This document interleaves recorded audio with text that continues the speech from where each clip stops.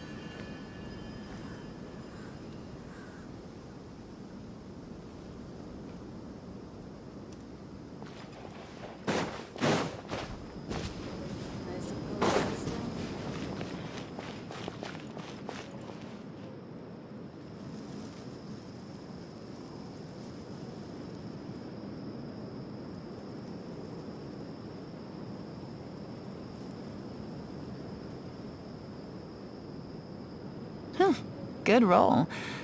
All right, maybe I'll take one more day off, and knock out the rest of the work once I'm feeling up to it.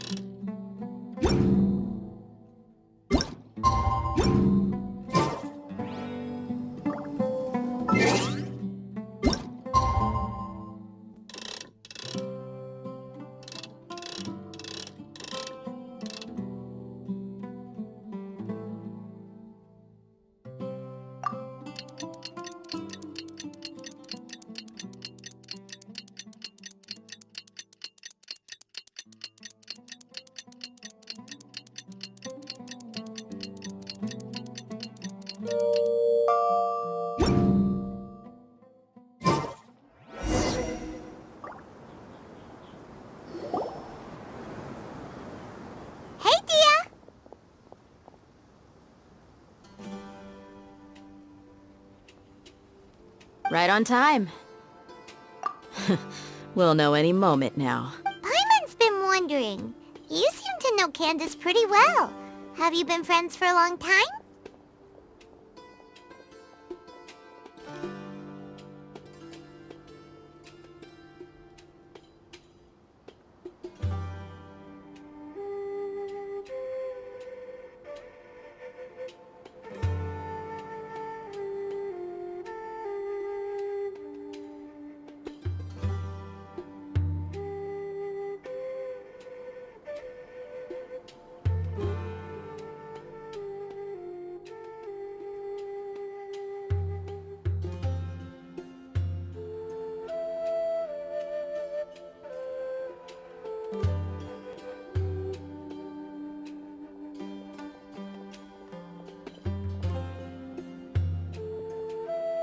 We've known each other for some time now. She's a pretty interesting person. Even though she's an extremely strong warrior, she never misuses her powers against others. Oh, Paimon knows what you mean. Like a lot of martial artists say, never take the fight outside the ring. Yep, I guess you can put it that way. It takes strong convictions. Us mercs, on the other hand, we pretty much live from one day to the next. Well, Paimon thinks you're great too. Really? Thanks for that. Oh, Sino's here, and he's pretty early too. Yes. I was here yesterday to help out a little.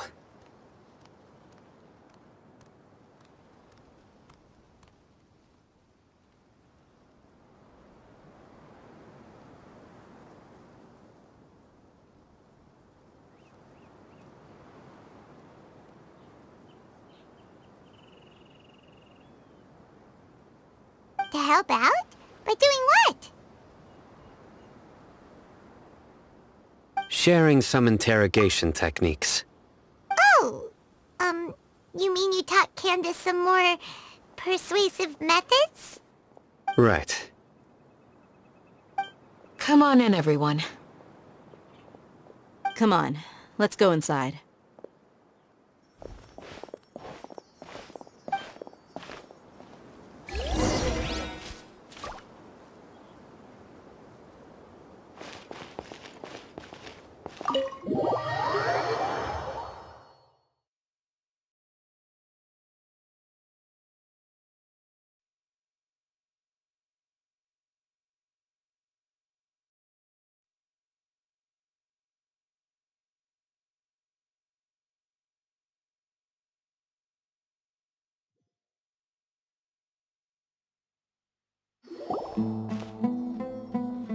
Candace, where... Whoa, you look furious. Do I? Huh. What gave it away? Oh, there's no mask that can hide true bloodlust. Cover up your eyes, and it'll still show itself at the corners of your mouth. Perhaps I need to work on my composure. Still, it's perfectly understandable why I'm angry. I'm sure everyone present would agree. Yes! Please, don't beat us anymore. We're gonna die. Well, looks like Sino taught her well. You fear death yourselves, yet you do not hesitate to place the lives of others at risk. The absurdity is mind-boggling. The ones you call mad scholars are known to us as the Village Keepers. They are vital members of our community, and some even count them as family. You come here, to my village, and you treat my people as nothing more than stepping stones towards your goal. Tell me, what would you do to you in my position? Mercy! Please, have mercy! You've made your bed. We may all be desert dwellers, but there's one thing that I understand better than you. The resurrection of King Deshret will only result in war. And war serves no one. The people of Aru Village care little about which god is in power. Life may be tough and tiring, but we wish to preserve our way of life. A war would only cause us to lose all that we have. And that is not a responsibility that you can afford to shoulder. We understand. We're sorry! I'll tell you everything I know, please! Just let us go! I'm listening. You might not believe this, but it wasn't us who came up with this idea. Someone was spreading rumors in the tavern. That's how we ended up hearing about King Deshret's resurrection. Some mystery man told us that mad scholars will make the perfect sacrifice to usher in King Deshret's resurrection. They give their lives, and we can get anything we wish for. They're called Village Keepers. Slip up again, and you'll regret it. Yes, sorry. It was all that mystery man's doing. He told us to spread the word about King Deshret's resurrection, and talked us into helping him. I'm not sure. That's one. Huh? One what? Strike. You get a total of 3. Then, you die by my hand. Wait, I'm telling the truth. We don't know anything. It was all him. 2. He got us to lure them out of their houses in the night with some kind of incense. We take them to a junction outside the village. Then You gotta believe me, please. I'm telling the truth. That was indeed the truth. Traveler, go on. You have to believe me. If I knew that, I would have told you his name right away. I'm not risking another beating to keep his secrets. No way. That guy, he wears a cloak, and he's always careful to cover his face. He calls himself King Deshret's envoy. I believe I may know what's going on. Uncle Anpu? What do you mean?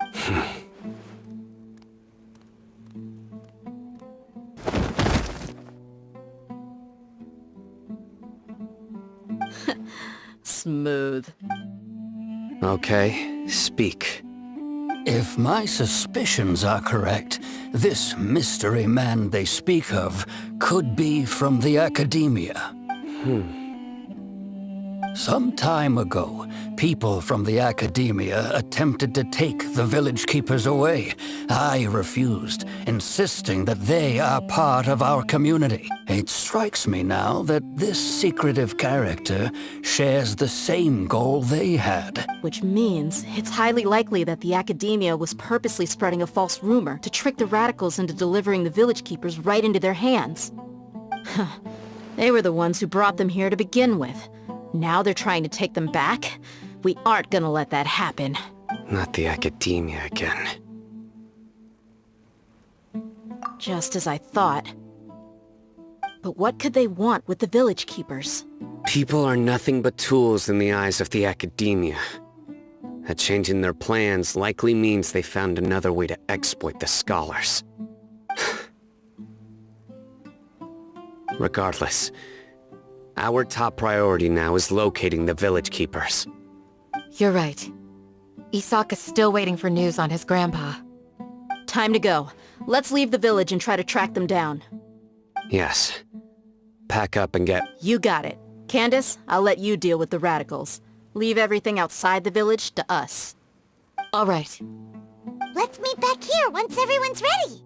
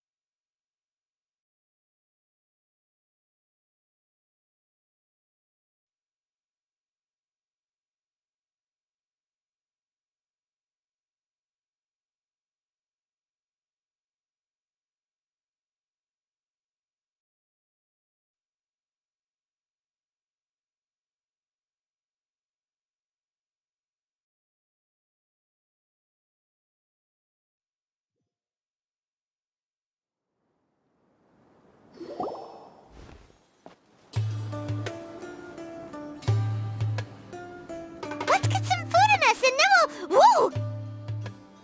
Where did you come from? Well, as you can see, I am merely sitting here and reviewing what we have deduced thus far. You were gone for ages! And now you're suddenly sitting here musing to yourself? Where have you been anyway?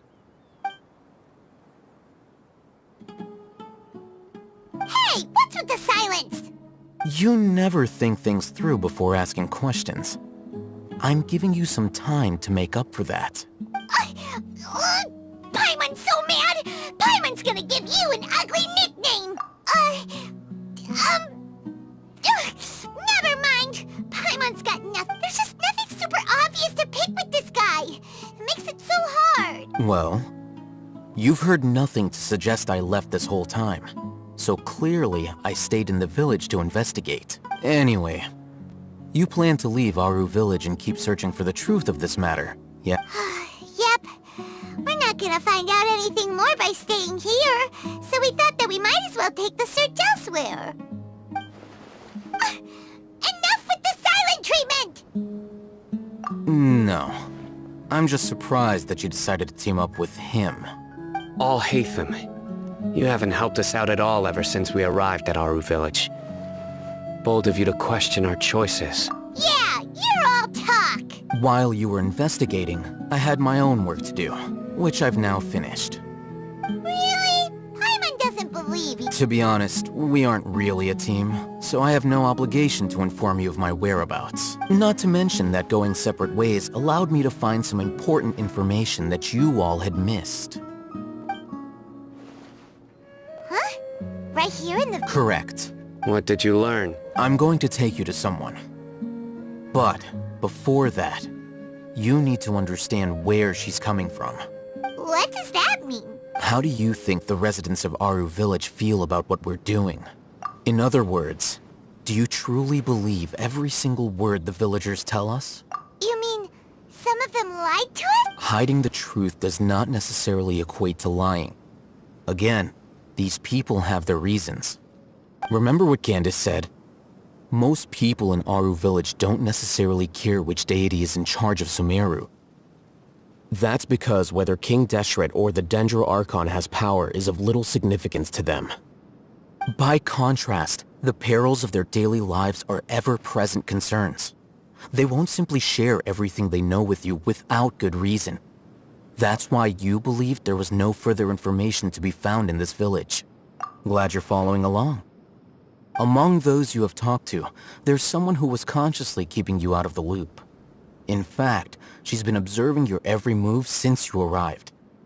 The reason being, to someone who only wants to live their life in peace, any external factors introduce unpredictability into the equation. Those eyes. Those fierce eyes. You look like a real fighter. Don't change the subject. It's quite obvious that she's intimidated by Sino's authority and strength. Right. You were asking about the mad scholars. She corrected herself mid-sentence because she's aware that there are King Deshret fanatics in the village.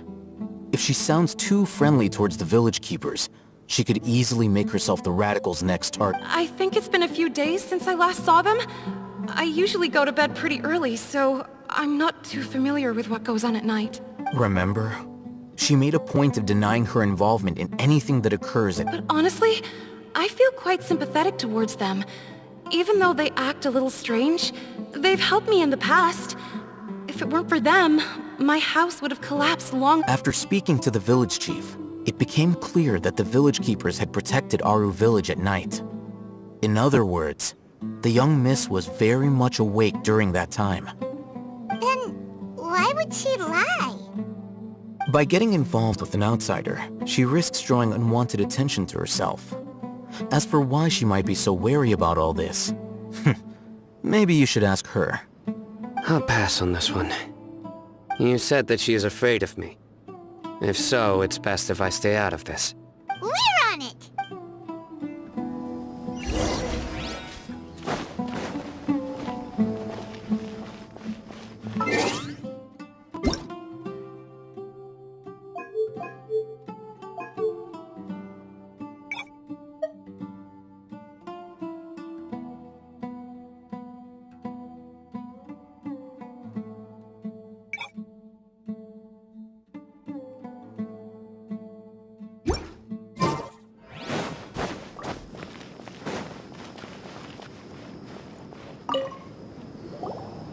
Miss Shawnee, as we discussed earlier, I've brought someone with me.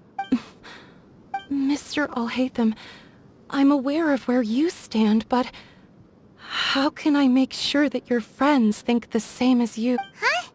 What do you mean? We need to clarify our stance or something? Go ahead and talk to her. You'll get the answers. You go on. Earn her Is it really that simple?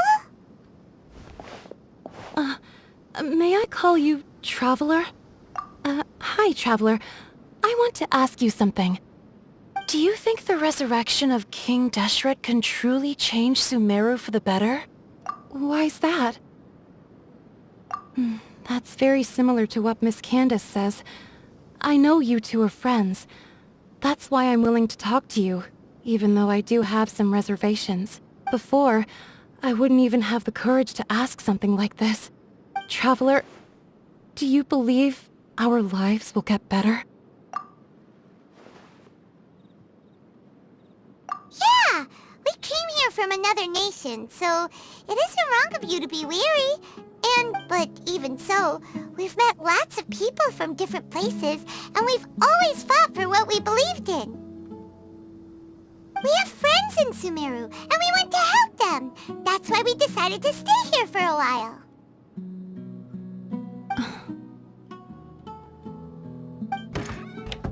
I want to trust you. My apologies for posing my questions like that. To be honest, I didn't expect you to come back for more information. told us you have your reasons. It's a... The fact is that only one side of my family is desert folk. I don't really fit in anywhere in Sumeru.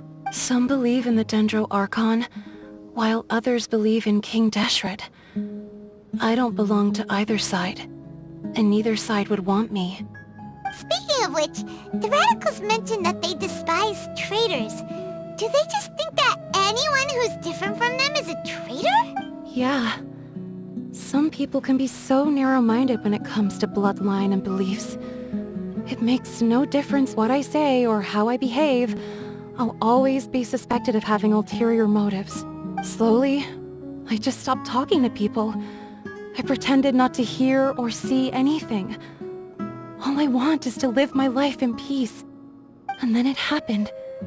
The village keepers who had helped me disappeared with no explanation, and I didn't dare breathe a word about it to anyone. Until now. You can tell them. I'm sure she'll keep your secret. All right. I'll tell you what I told Alhaitham. I actually have a sharper sense of hearing than most. Sometimes, I hear strange crying sounds in the night. There are ghosts? Perhaps. I'm not sure. It's faint, but it's definitely the sound of crying. It comes from far away in the distance, and always carries very raw emotion. It used to be louder and more frequent, but ever since— I confirmed this with the guards on night duty. They also have someone with a good ear, and he's heard similar sounds at night. But, because we're in the middle of a desert, he would rather believe that they are the cries of beasts than ghosts. There's really nothing around these parts, except for an old hospital not far from the village. I think they used to use it for treating Elazar, but it's been abandoned for years. Yeah, let's go!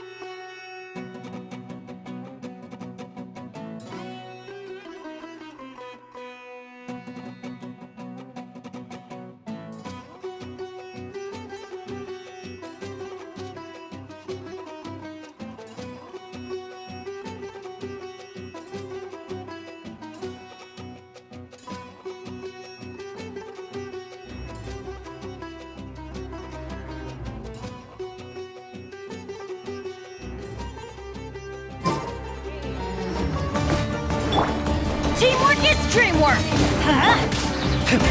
Time for retribution! Gotcha. Here comes the catch.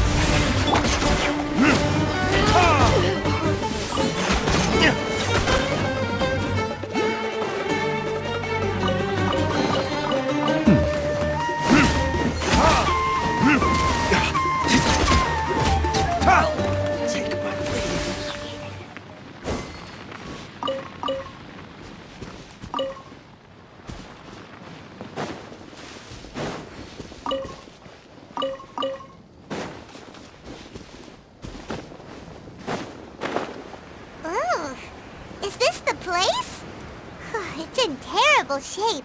And there's sand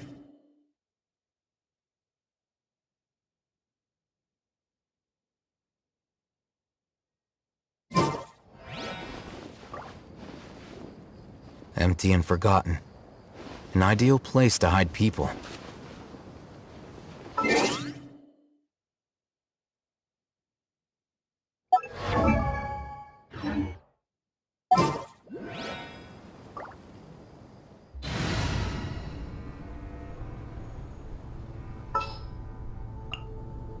Chivalry will never die.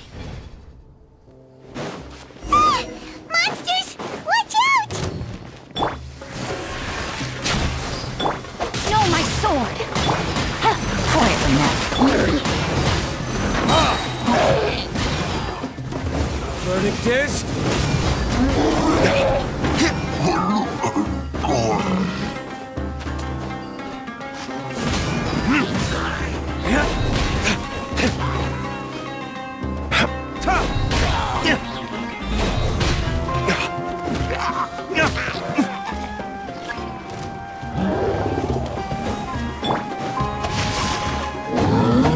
Time to act.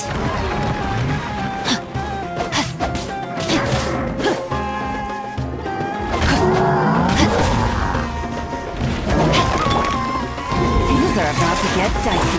Yahoo! Body and knife. Ring cutter.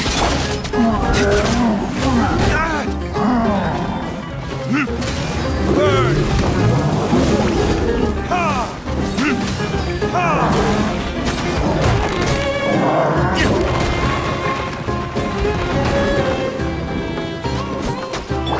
Think you can get away? Busted. Time for retribution!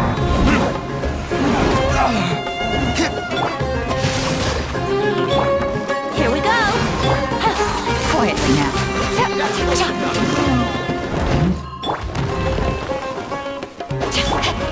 Let's play! Here comes the catch. Gotcha.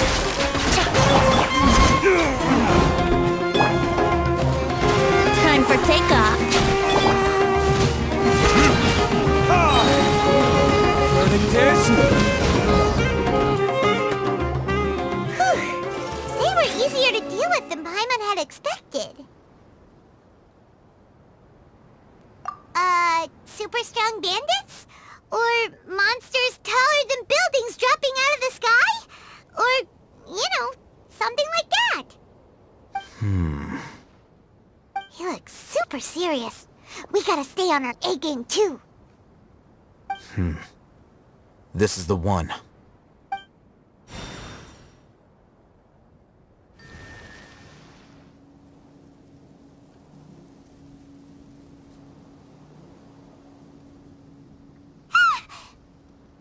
Let's go in and take a look.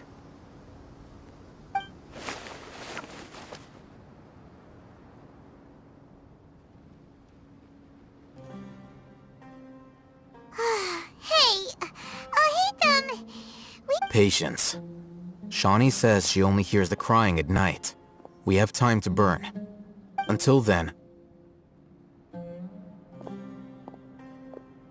I'm taking a break. And just like that, he sits down. Wait, he even brought a book to read? What are you reading? Let Paimon... Okay, sure.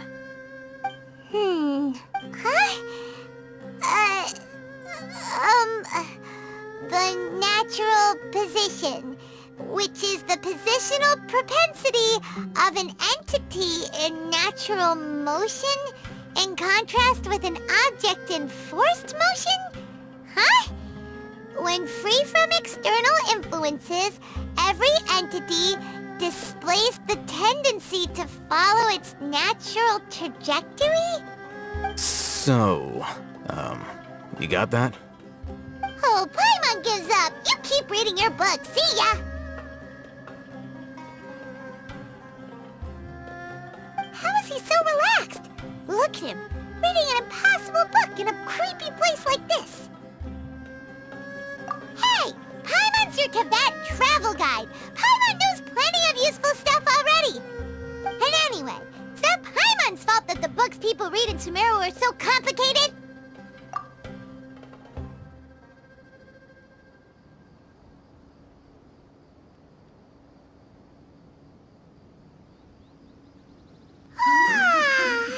Paimon's getting so sleepy.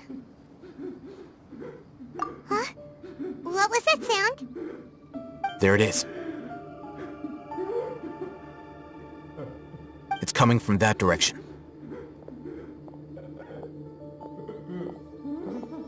Is the sound coming from here? Huh. Paimon's not seeing anything. It's from below. But there's no way we can get down there. Something is off about the interior here.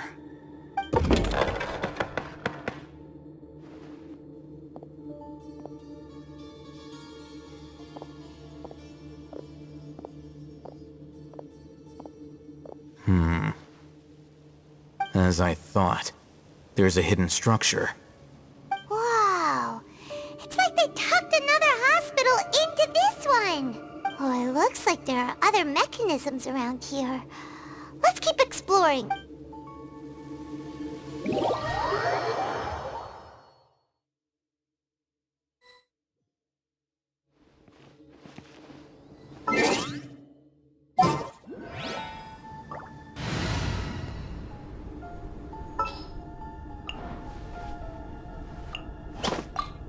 I won't hold you back.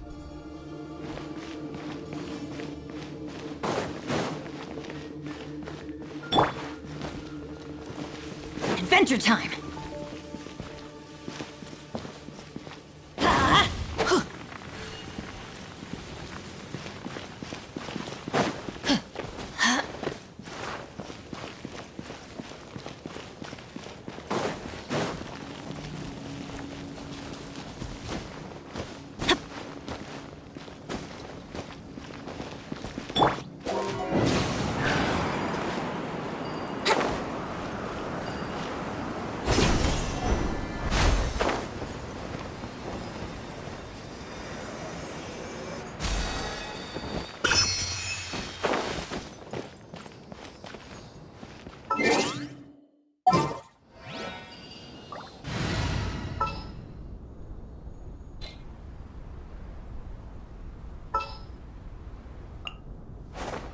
Everything's ready. Let's go!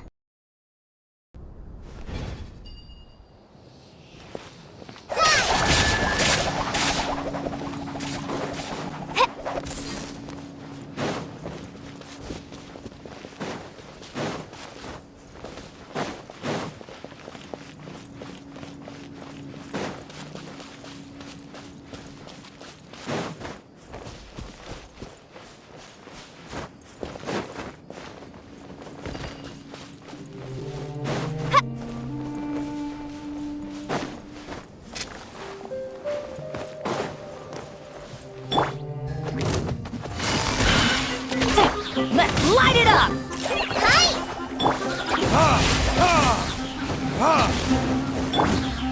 Busted!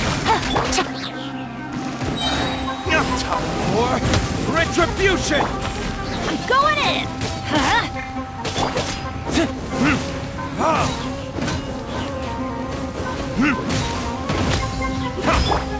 Quietly now.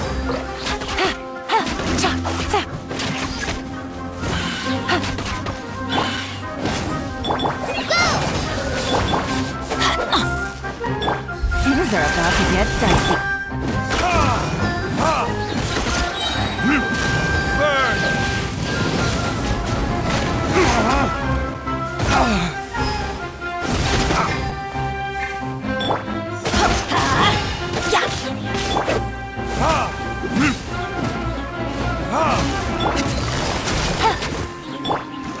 Everybody stand back! You will pay for that. Try this on the side! Gotcha! Let's light it up! quietly now. Verdict is...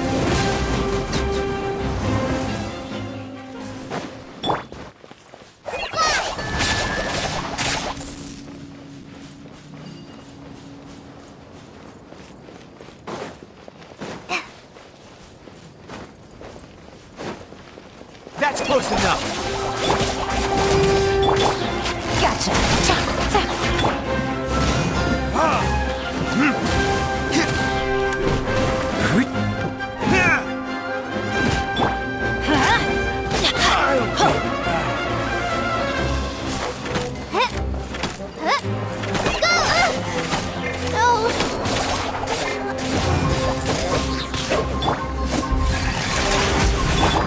Time for retribution! Ha! Ha!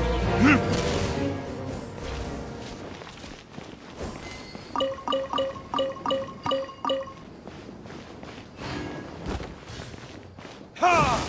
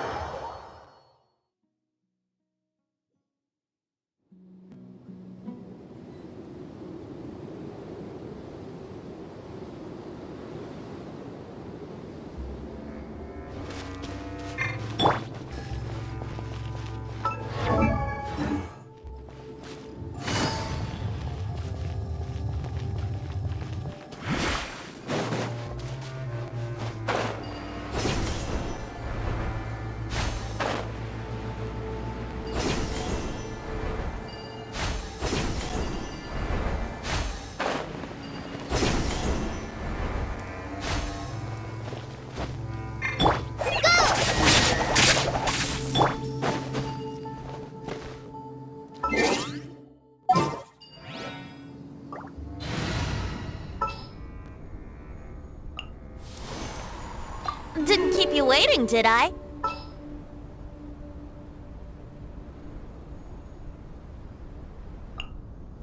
For justice.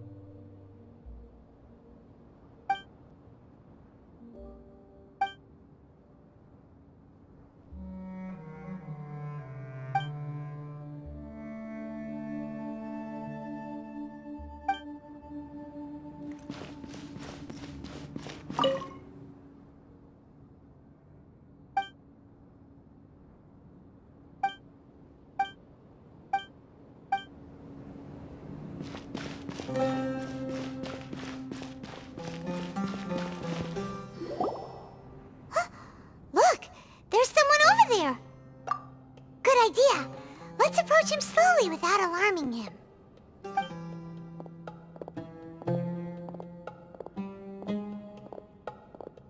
Wait.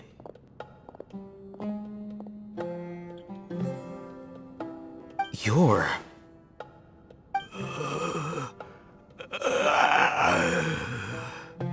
He can't speak, and his eyes are unfocused. But he looks too young to be anyone's grandfather. Also, why is he the only one here? Didn't expect to see him here. You know him? He's Razak, a senior of mine at the Academia. He's a scholar too? Is he the kind that holes up in a forest and mumbles stuff about training? No. And that's the... Razak was never involved in any of those things. He never trained in the forest, let alone reach Satyavada life. Leaving that question aside for the moment, him being here alone means that we might be too late. Looks like they've already taken everyone away. For whatever reason, they left Razak here. Perhaps they simply didn't have time to come back for him. There are drag marks on the ground. They're clearer by the doorway. Someone was forcefully drawing a cart that was loaded with something heavy. Loaded with... That is one possibility. It looks like they were in a hurry, as if they were afraid of being caught. In their haste, they failed to notice Razak hiding in a corner. The symptoms are identical. Looks like we found living proof. Huh? Why do you say that? Allow me to jog your memory. Recall your time at Port Ormos. Don't you think his symptoms look familiar?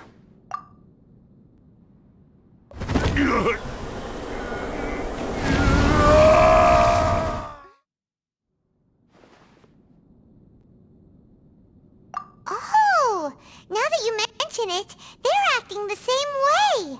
Correct. The Academia is behind all of this. It isn't difficult to deduce their rationale. First, the Academia spread a false rumor of King Deshret's resurrection, emphasizing the role of the village keepers, the mad scholars who were exiled to Aru village. These rumors were all the persuasion that the radicals needed, and those based in Aru village leapt into action. Unbeknownst to them, of course, through rounding up the scholars, they were actually helping the Academia. As well as being able to exploit the radicals for their own ends, this scheme has one further advantage to the Academia. all the risks and responsibilities are offloaded onto King Deshret's followers. Life for the desert dwellers has been brutal ever since King Deshret's death all those years ago. Beneath the surface, feelings of desperation are widespread. Many would give everything they have for the prospect of something better. Anyone looking to exploit that for their own ends simply needs to make a few empty promises. Even if complications arise, people will see that those involved are all followers of King Deshret and look for no further explanation than differences of belief. A deep-seated mistrust of the desert and everyone in it by the rest of Sumeru will make sure of that. The notion of an academia plot wouldn't even cross their minds. It may seem like a simple strategy, but it is able to work wonders under Sumeru's current circumstances. Oh, that makes a lot of sense. It's in line with the village chief's theory, too. But there's still one very important question. Wasn't it the academia that brought the scholars to Aru village in the first place? Why does it want them back now? Throughout this process, one thing has changed. The scholars' identity. First, they were scholars. Then, they became lunatics. After that, they were exiles. And finally, they become missing persons.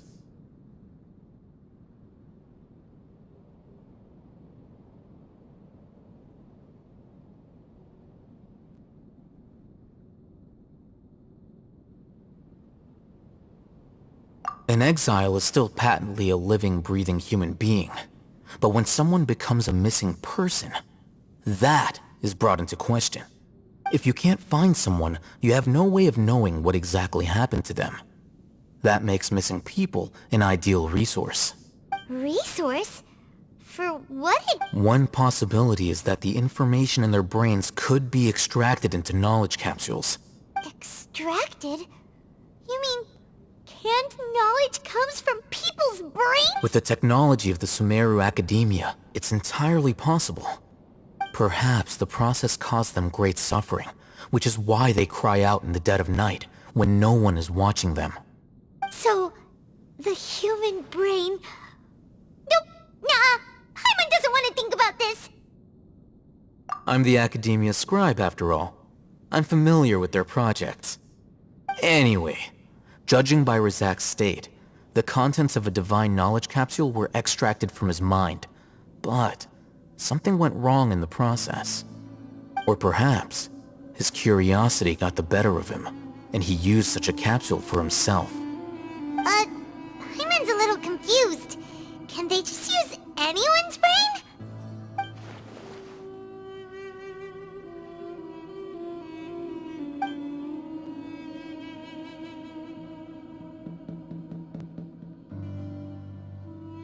The look on your face tells me you've realized the answer. That's right. To some scholars, gaining knowledge about the gods is their entire life's pursuit. Extracting canned knowledge is just one of the extreme measures they turn to. However, I can't help but wonder, what do they seek to gain from divine knowledge? The Academia is going out of their way to look for forbidden knowledge, but what is their ultimate goal? I've spent quite some time trying to analyze the contents of the divine knowledge capsule, but to no avail. It seems like my way of thinking is too different from theirs. You mean you're not even slightly interested in getting your hands on this forbidden stuff? All scholars seek to expand the horizons of knowledge, but I'm not particularly interested in gods, so I don't share their degree of zealotry. Extracting information from people as if they were lifeless objects? If this is the direction of academic progress, then the Academia may as well shut its doors. Sounds like you're really against all this. Of course. The Academia's actions run contrary to their rules. Whether it be academics or knowledge, everything has its boundaries. If those lines are crossed, the rules and order that govern everything in the world will be destroyed. This matter needs to be corrected, just like fixing a typo in a book. Wait, didn't you step in to help because you felt sympathy for those poor people? Not to be callous, but no. My criteria are a little more restrictive than that. There is no shortage of suffering in Sumeru, and the same can be said for the rest of Teyvat as well. What do you plan to do about that? Save every last person?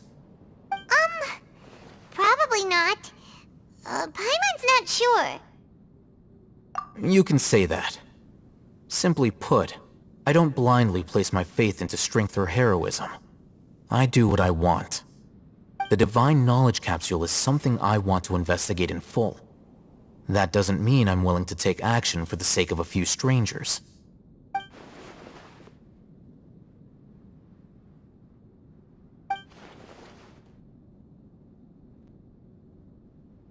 Paimon's been wanting to say this for a while.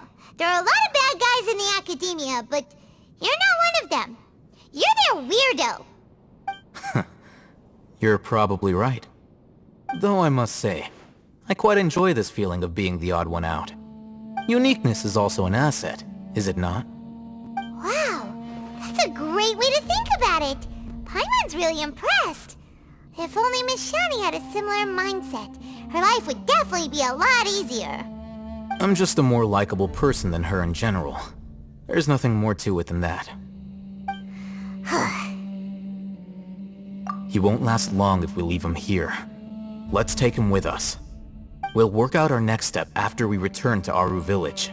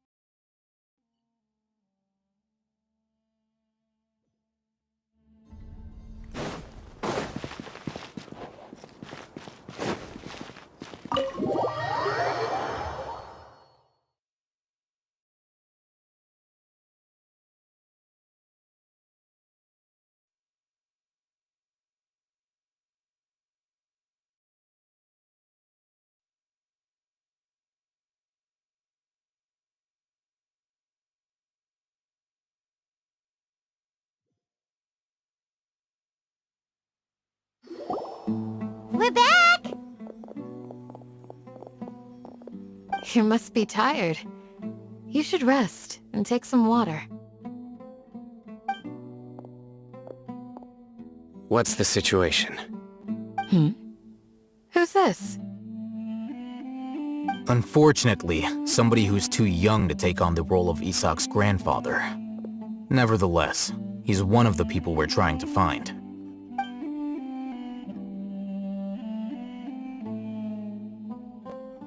So, at one point in time, the abandoned Elazar Hospital served as the Academia's site for extracting divine cant knowledge. Yep, pretty much. Their plan must have been implemented at some point before we arrived at Aru Village, since divine cant knowledge has been in circulation for a while now. Yet, they fled once we were headed to the village, almost as if they knew we were on their trail. Why is that? Yeah, why is that? We may have a mole in our midst. One of us could be secretly revealing our whereabouts to the Academia. Huh? Are our friendships that shallow? Looks like none of you have realized wherein lies the issue. Sino, you're the reason why they can predict our movements. Wait, what's that supposed to mean? Choose your next words very carefully. It is simply a logical inference. I have my reasons. So what you're saying is... Sino's the mole. Interesting. And here I thought you were the most suspicious one, Al-Haytham. I know. You have a point. But I realized something as we were returning from the hospital. Sino isn't like any of us. What are you trying to say? Do you still remember who you are, General Mahamatra? As a Matra, you are no doubt privy to certain kinds of information. Before you can take action against someone, you are required to have all the facts available, including the less than savory details. Simply put, the Academia has traditionally allowed you access to a wealth of sensitive information. Knowing their modus operandi, wouldn't you expect them to take precautions against you? If you want to raise a vicious wolf, you need to make sure that you can avoid its bite. The Academia is monitoring me? It's not that simple. The Academia has eyes all over Sumeru, but they have a special protocol for dealing with you. Every so often comes a Nyagarbaha Day. On this day, the Academia enters new information into the Akasha through knowledge capsules. I remember seeing a thick notebook next to the control panel once. Its contents were all about the General Mahamatra, his activities throughout the day, preferred methods of enacting judgment, everything. You're saying that the Academia entered my information into the Akasha too? But what's the point in doing that? My actions aren't important enough to be added in— The Akasha is capable of computation. The Akasha's algorithms are entirely capable of predicting your movements using the data entered. When you would depart, the route you would follow, your destination. It knew all of this. It predicted my every move. The Academia has been watching you longer than you think. However, the fact that you resigned is proof that their suspicions were well-founded. So that's how it is. Sino adheres to his principles so strongly that he's actually a thorn in their side. Tenacity of will and steadfast faith are worthless to the Academia. They need scholars who are easily pliable and mindlessly go after anything they can profit from. Sino, don't take it to heart. This just proves how much of a trustworthy ally you are. They escaped because of me. Don't blame yourself. It's not like any of us would have known. I have an idea. If they predicted my movements, then I might be able to guess where they went. Whoa, you bounced back fast. There is always an opportunity for safety after danger passes. Oh, so that's how it is! academia is trying to avoid Sino, then the safest place would be... Yep, that's right! They'll want to proceed in the direction opposite of where I'm going.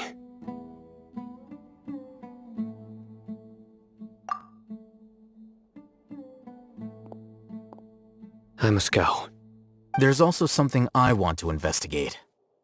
Let's go, guys! After him! Please, wait! I want to go too! You want to go too? If so, you have to promise you'll stay safe. I want to find Grandpa. I promise I'll be careful and not cause any trouble. Everyone, I leave him in your hands.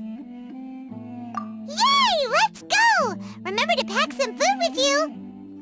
Paimon feels like we're missing someone, though.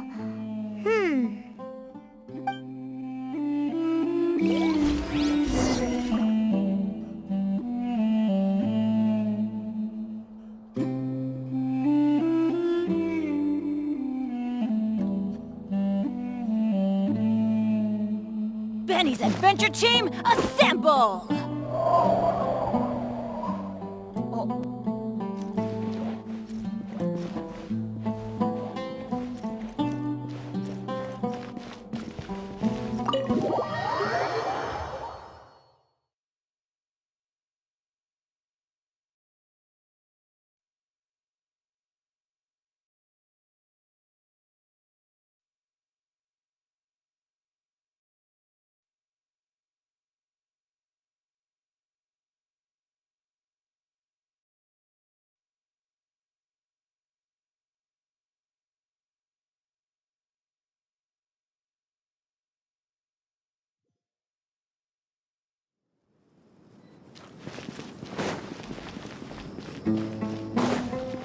Adventure time!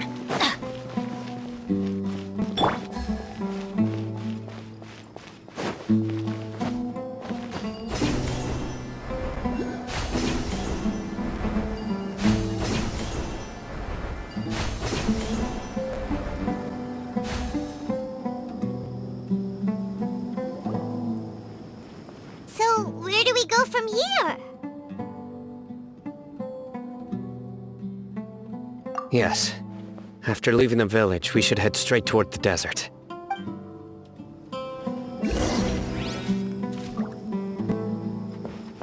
I know the desert like the back of my hand. Is that because you play here a lot? Yep. One time, Grandpa almost got lost in the desert, but I was the one who brought him back.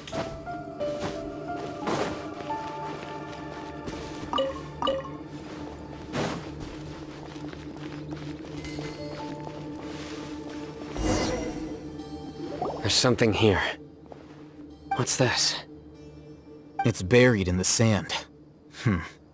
Looks like we'll need to roll up our sleeves and do some work. And Paimon thought running around everywhere was already enough work. Okay. So, we have to dig it out? Whatever's down there looks like it's buried really deep. These are likely fragments of an academia-developed device, something akin to a headset. Looks like there were more than one village keeper. They must have been escorted this way because there are device fragments scattered around here. Let's split up and search the area. Chances are that we'll find other things nearby.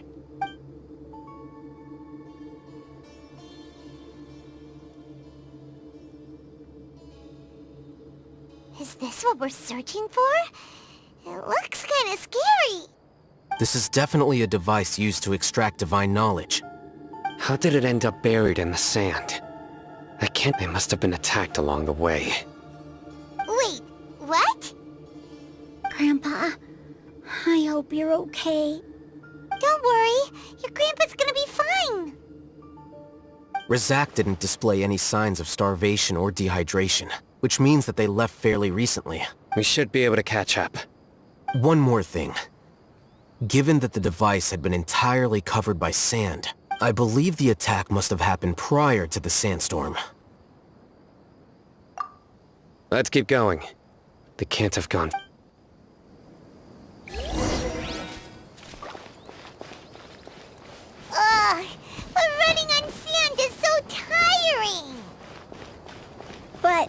You're flying, aren't you, Paimon? Is flying over sand tiring too? Ugh, of course it is!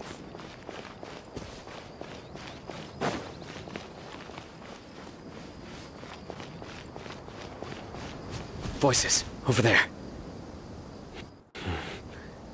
It sounds like an argument. Whoa, you have really good ears. Don't get any closer. They'll notice us. Dia's talking with the Eremites? Very interesting. Let's listen in. If you had informed me sooner, there'd be plenty of room for us to... You're one of us. We would never lie. Scholars. You don't know as much as I do. Need me to... I knew it. That's our Dia.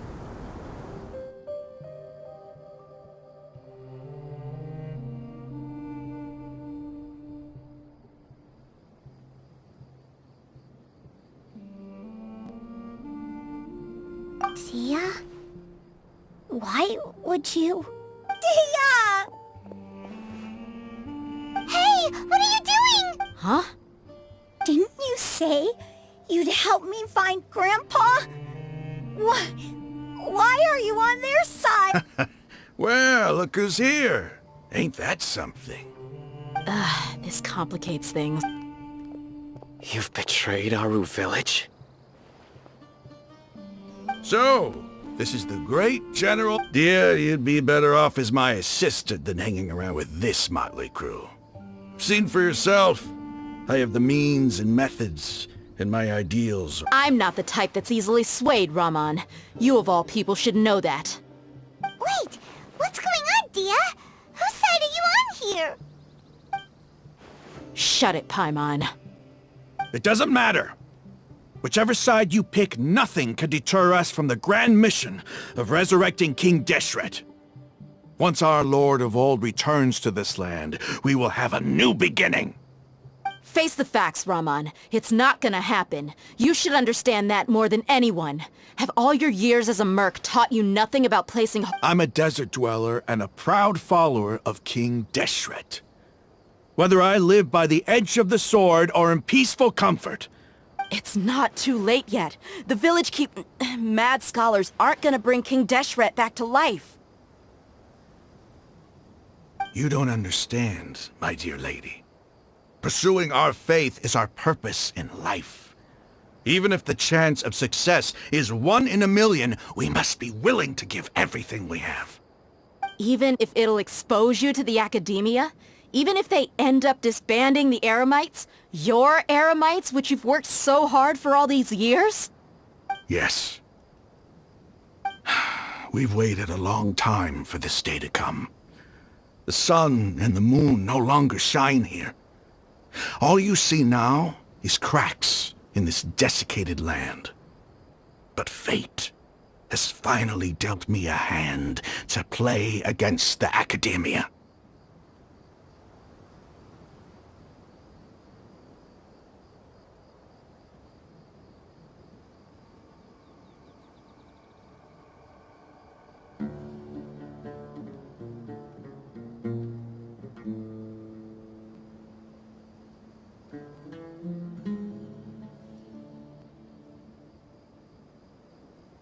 With these scholars in our custody, we'll stomp the Academia's forces and fight our way beyond the wall of Samiel.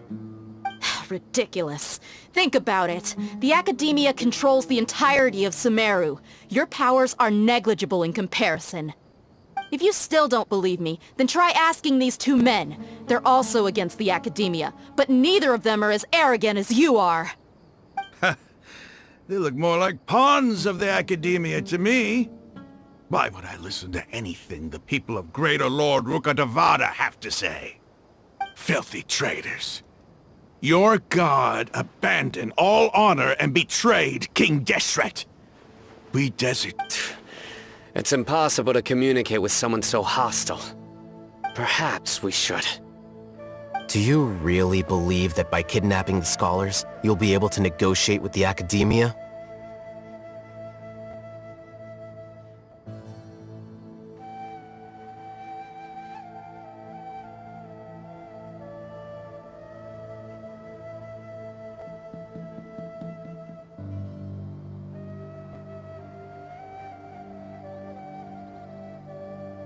These people have no value as bargaining chips, but I could be persuaded to take their place as your next hostage. These scholars were exiled from the academia. I, on the other hand, am their current scribe, and will be a much greater asset to you. Wait, you can't be serious. So, you want to trade places with the hostages, do you? Precisely. Any wise person would gladly accept my offer. What are you thinking? What if they decide to kill you instead? Well, that would be bad luck for me. However, I'd get the chance to observe the scholars, perhaps even find out the truth. Think you can talk me over with that confident look of yours? I'm not trying to persuade you. I'm using this as a means of joining forces against the academia. You are the scribe. What do you have against the academia? Not all desert dwellers believe in King Deshret, and the same applies to the academia. Why must all knowledge seekers approve of the academia's way of doing things? You academia scum! Every last one of you is nothing but a hypocrite, just like everyone else on the other side of that wall. I've made myself clear enough. I won't listen. Not so fast. I'll hate them. Do you stand by everything you just said? I never make empty promises. You know you're making a dangerous decision, right? I do. Good. Rahman, hear me out. These people are my friends. Maybe you can't take the followers of the Dendro Archon at their word, but what about me? Do you trust me? We've known each other for years. Of course I do. In that case, I'm willing to vouch for their honesty with my right arm. Come on, Rahman, don't be a coward. If you're serious about taking on the academia, you need to steel yourself. You can't be afraid. An arm from the Flame Mane. You've piqued my interest. But what if you refuse to oblige? What should I do then? No one's a fool here, Dia. We're mercs. And mercs don't tend to live long unless they have their wits about them. You're not wrong, but this is different. I promised my friends that we'd bring back the village keepers together. Let's do it right here then. Give me your right arm as proof of your resolve. Don't listen to him! He's not even trying to negotiate! He just wants to make things more difficult! That's fine. Are you crazy? We came here to save lives. One arm for that many people is still a pretty good deal, if you ask me. Rahman, I'm holding up my end of the deal. Sure. Go ahead and cut off her right arm. No! Dia! What are you gonna do? Think of something! You don't have to go this far. That's not for you to decide. Do it! Dia! Run!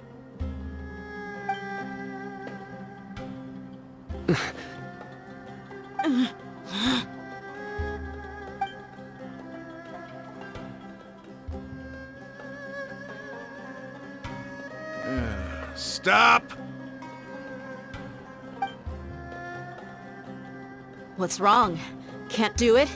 Flame Mane, you and I are both desert folk.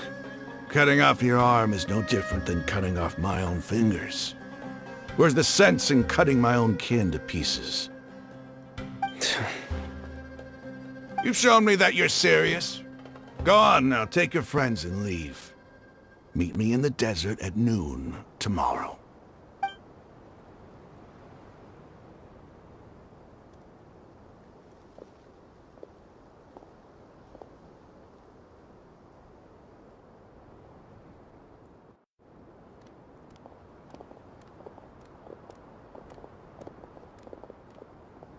Phew. I was really counting on him not going through with it. Dia! That was crazy! Have you all lost your minds? What if he'd act— Then I'd just have to hold my claymore with my left arm. Okay, I'm sorry. But sometimes when you're out on a... Don't ever make a promise like that again.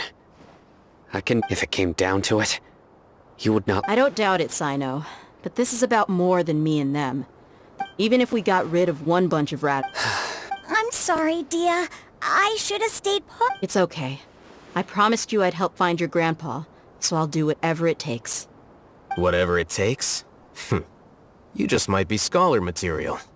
Huh? Are you serious? The Eremites once said that I was a lunatic.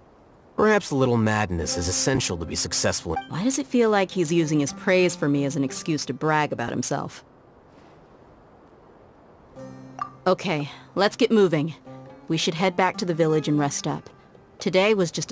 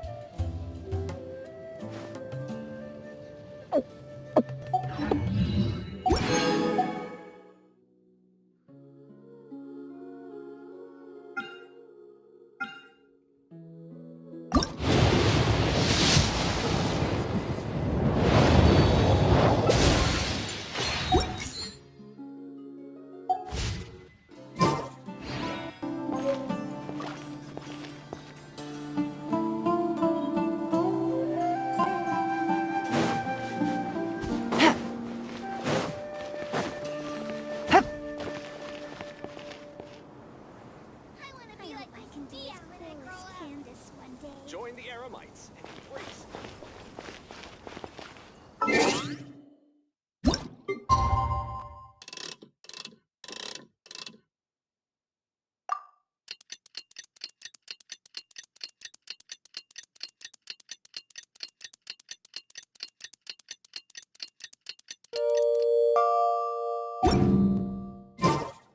I got a new letter from an informant.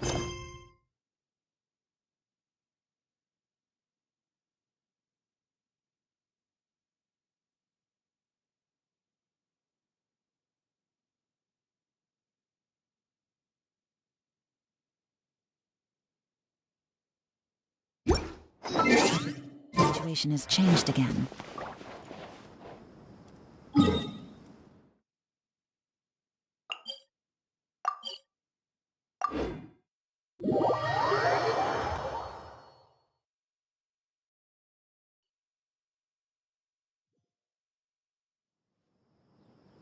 Take it easy.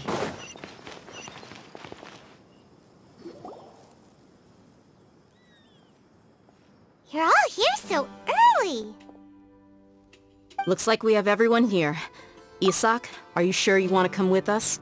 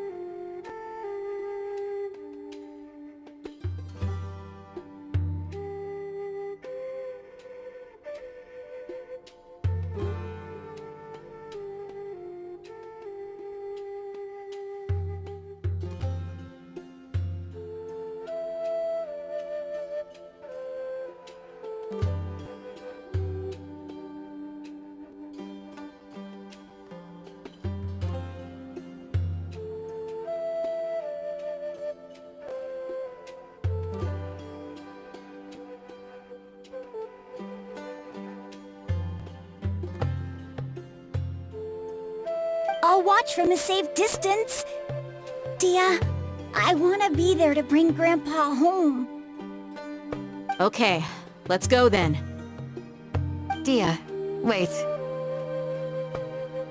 What's the matter? I heard that you were quite reckless yesterday. No more of that today, understood? Or I'll be very upset with you. Fine.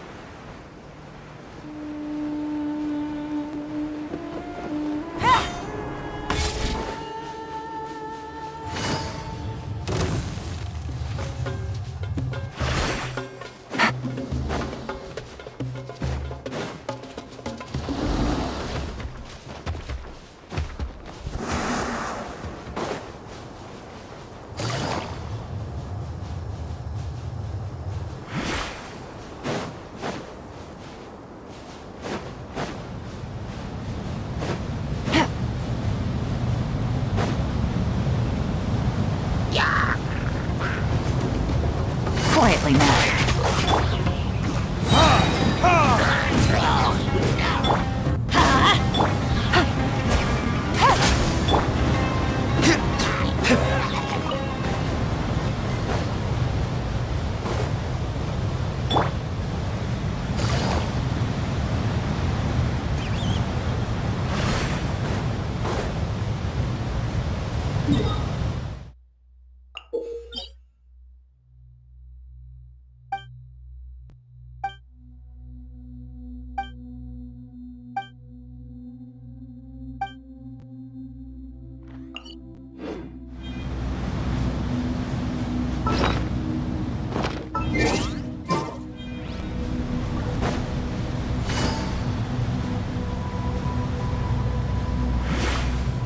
Take it easy.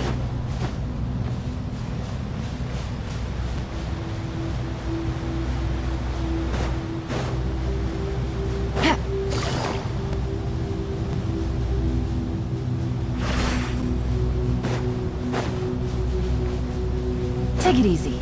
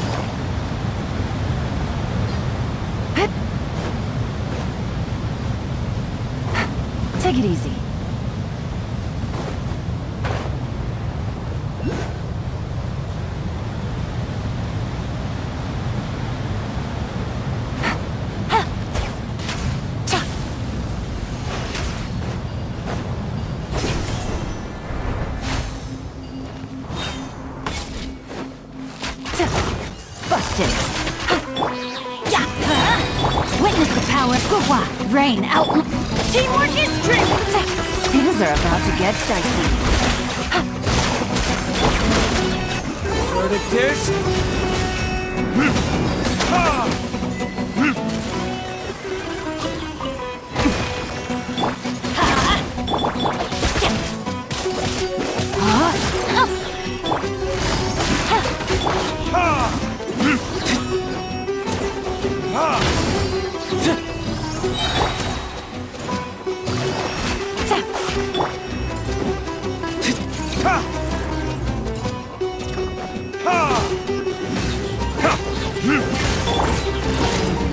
No, my sword! Gotcha! Here comes the catch.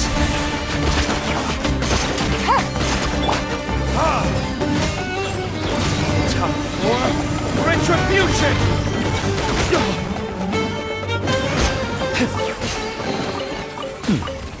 Better than nothing.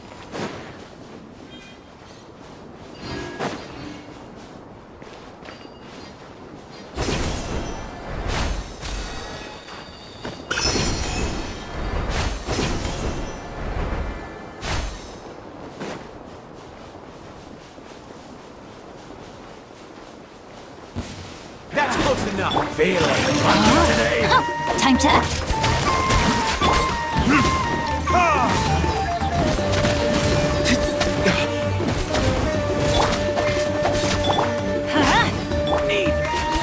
Quietly now.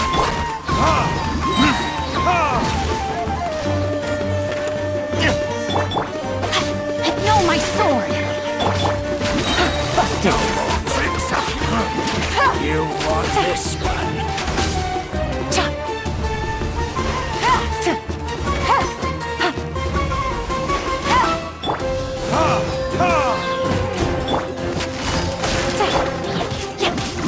I'll be back.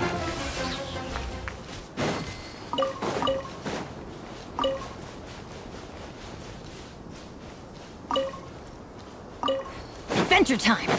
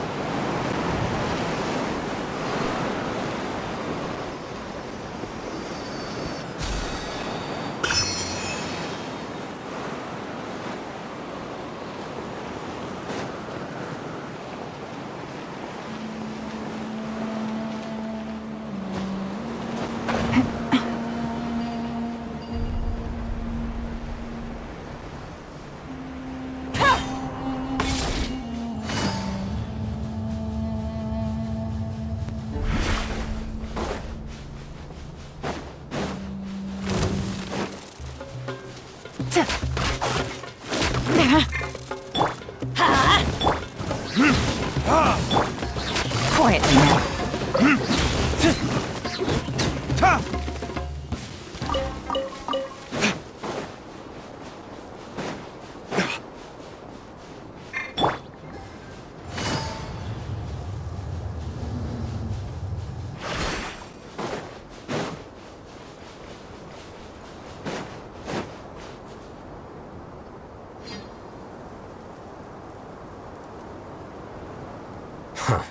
They got here before us.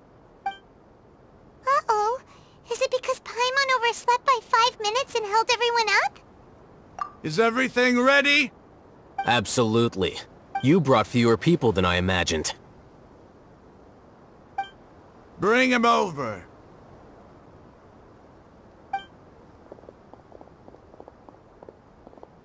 Grandpa! Why is there only one of them? Rahman, I've always thought of you as a man of his word. What's this about? It's a one-for-one exchange. Sounds fair, don't you think? And let me put it this way. Agreeing to any kind of deal with the Dendro Archon's people is already a huge compromise on my part. Don't you think you've asked enough?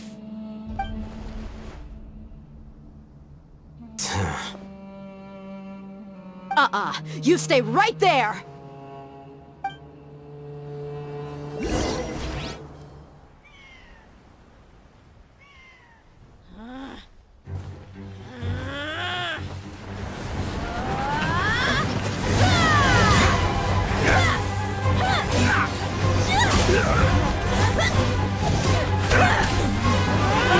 Playmate! What do you think you're doing?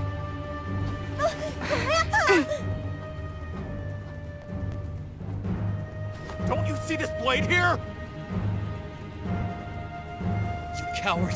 Why are your hands shaking? Wait a second! It's a earthquake!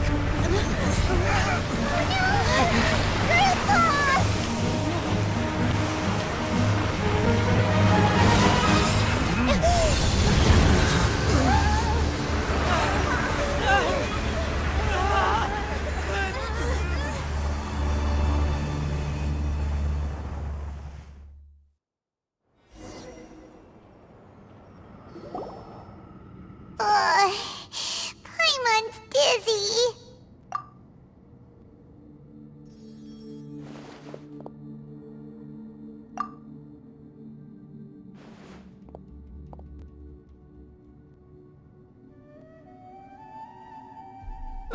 This day's going just great. What a nuisance. The sand dune collapsed. I saw an energy field. The village keeper protected us. It glowed green with dendro. Just like you said, it may well have been the remains of Lesser Lord Kusanali's power inside the scholar's body. The dendro archon. The present one. Grandpa? Grandpa? Oh no, he's getting confused again. Hey, look around you. Did there used to be a temple here?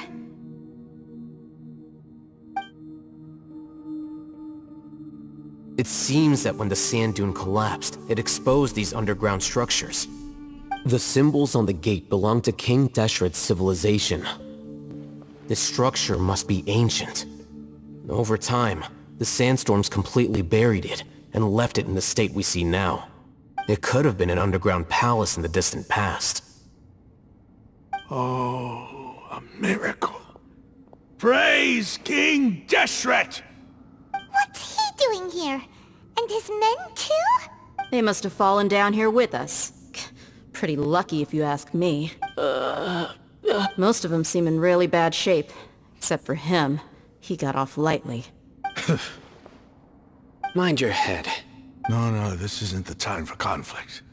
Our exalted lord has shown us the way to his sacred palace. He's not actually gonna go in there, is he? As it happens, I want to take a look inside too. What are you doing? Don't you think it's curious?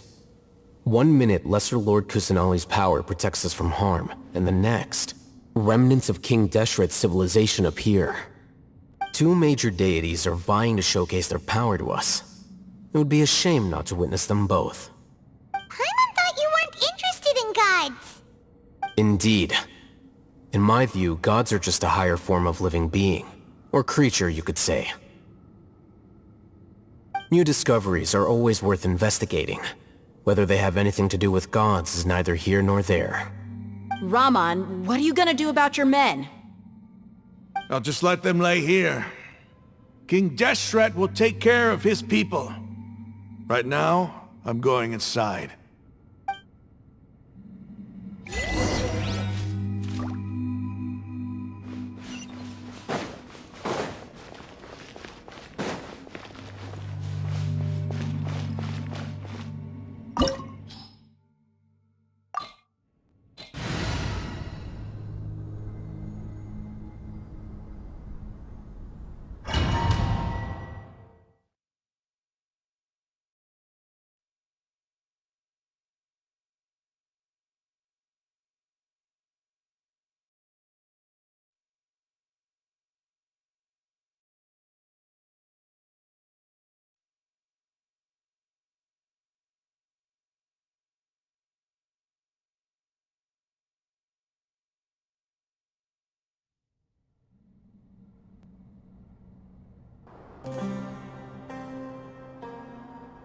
It's full of life here.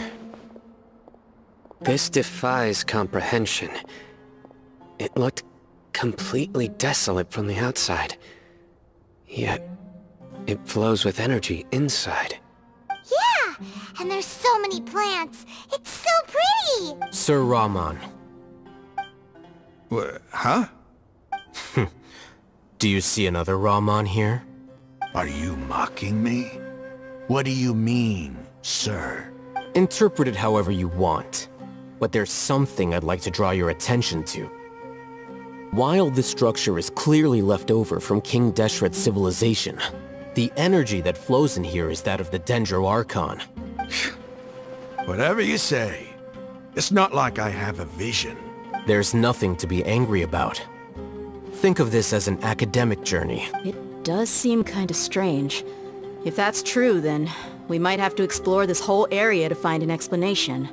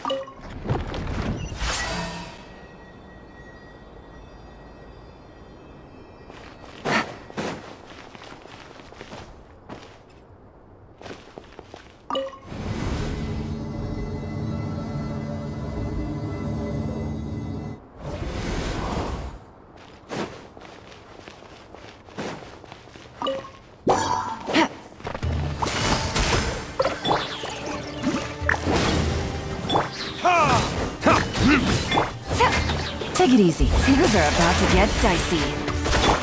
Everybody stand back! Witness the power of Gugwa. Huh?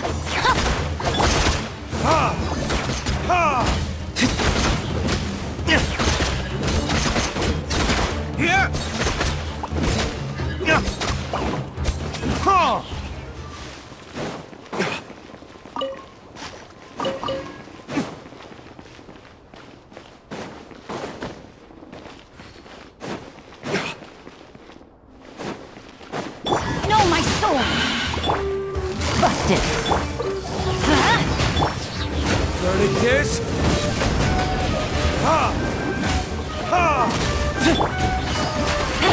Let's light it up!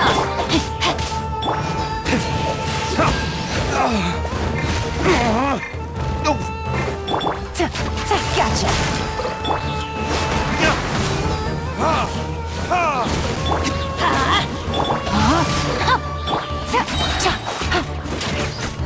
Busted!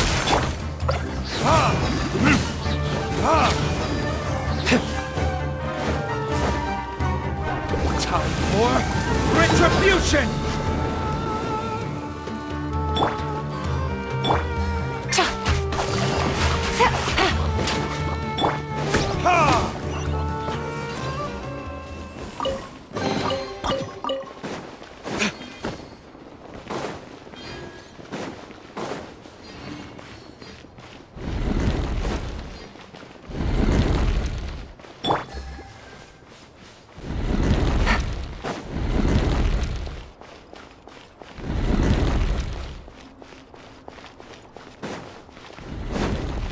Take it easy.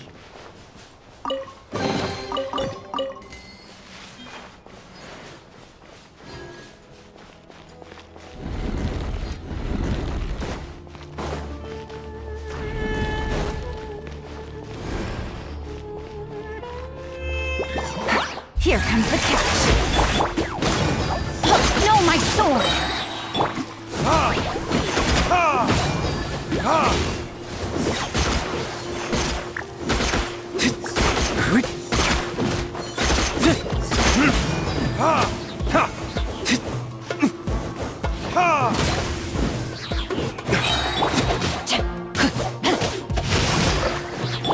Quietly now.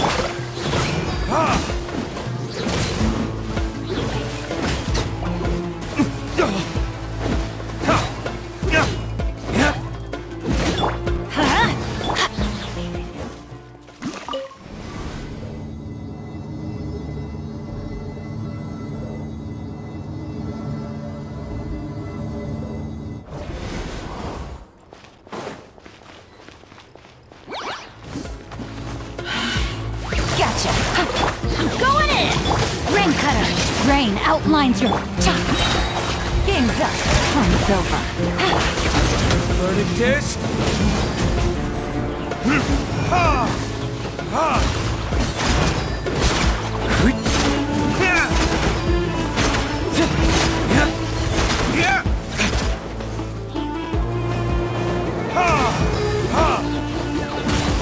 No, my sword!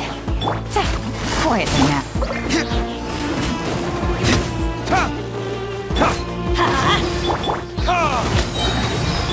Gotcha!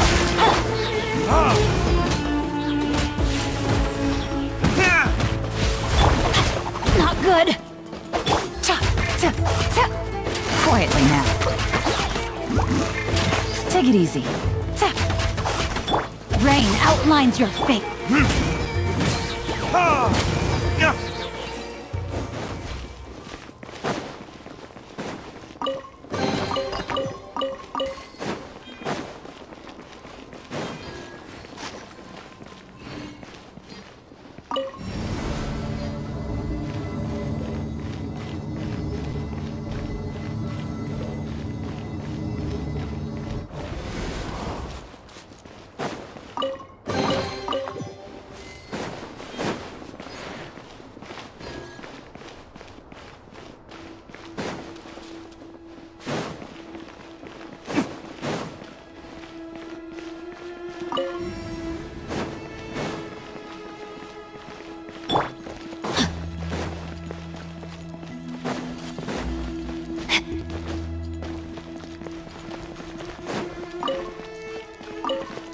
Time to act.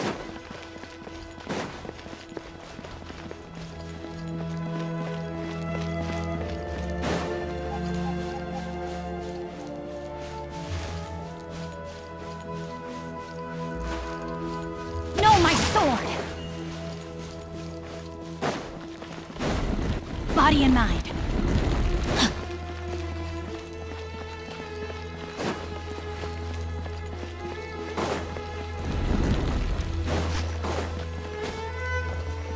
Body and mind.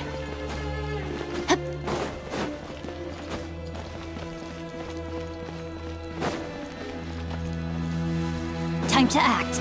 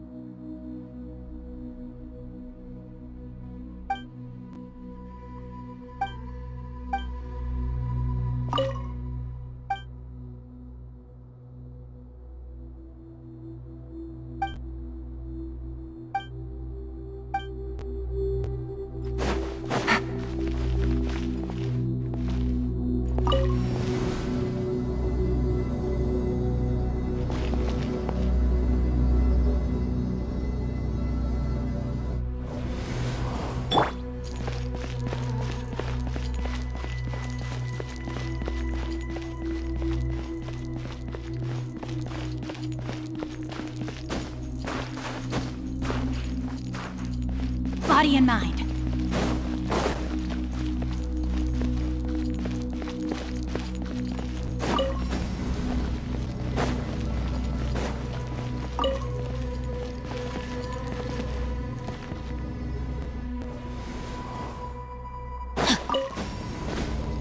to act. Body and mind.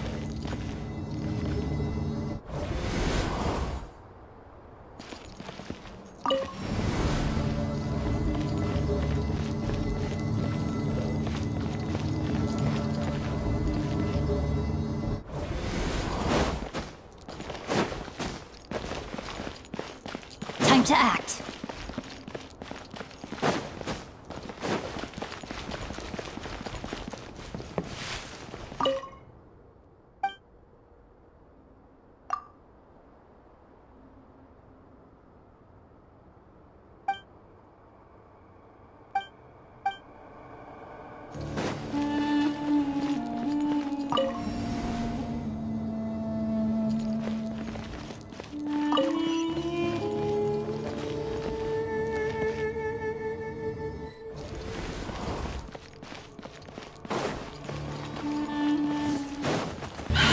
Rain outlines your fate. Things are about to get dicey. Everybody stand back! Let me weave you a verse.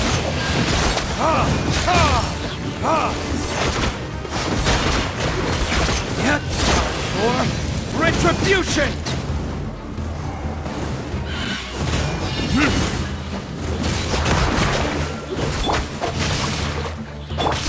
Busted. Let's light it up!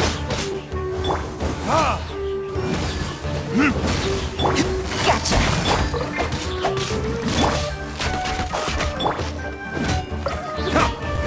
Tourniquets? Quiet now. Game's up. Fun's over.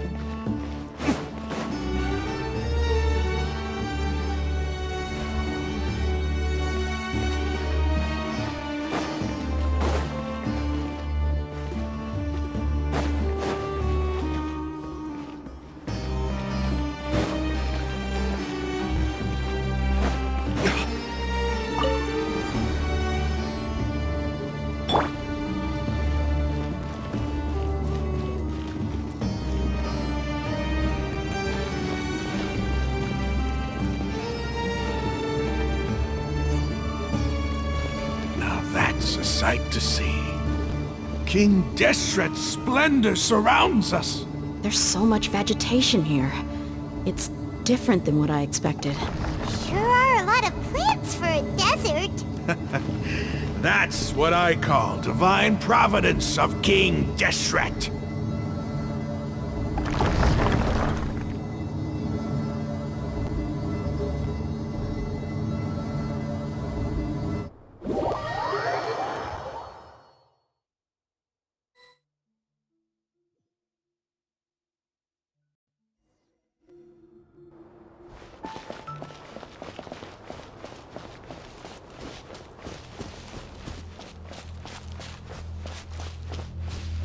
It's getting brighter!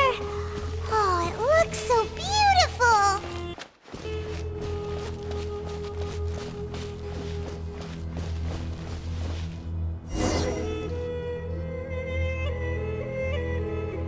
Wait. What's that?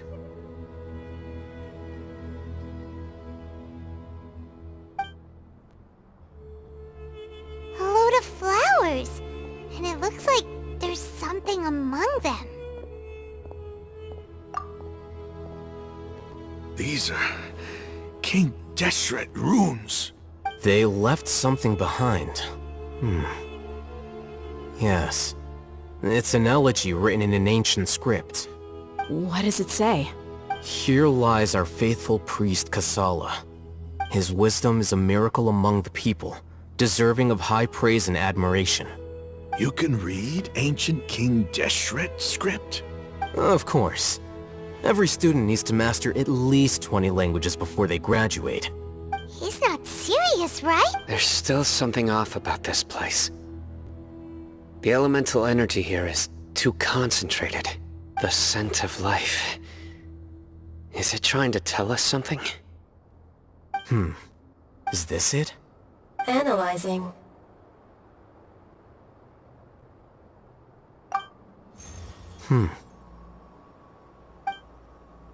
There seems to be a hidden message among these skeletal remains. Excellent. There's a device from King Deshret's civilization in this gravesite. I'll transmit the information over and project it for everyone to see. Isn't sharing knowledge against the Academia's rules? Yes. However, under the circumstances, I'd prefer you to see this for yourself. You'll understand after watching it.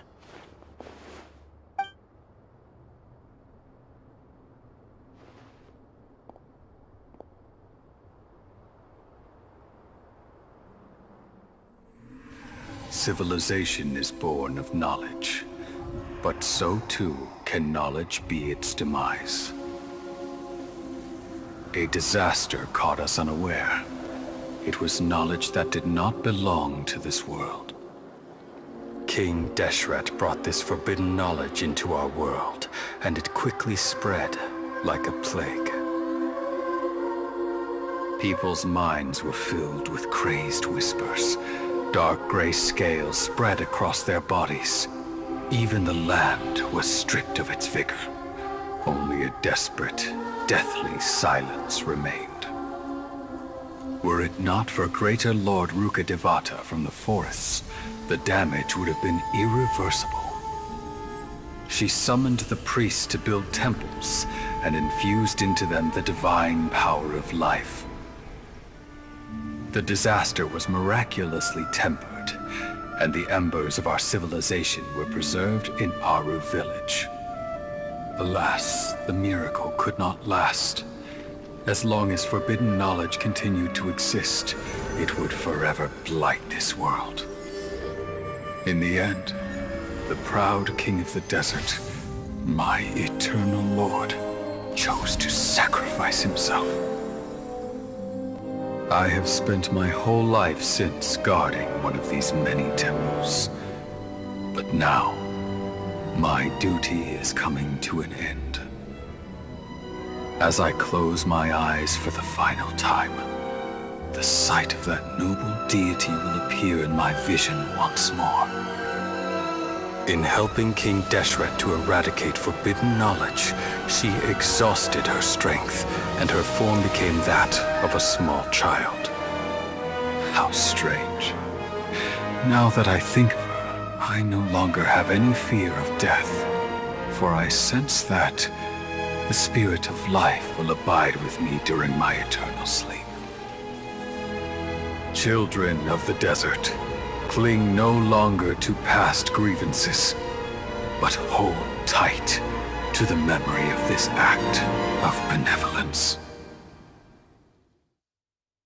What was that? The priest's memories.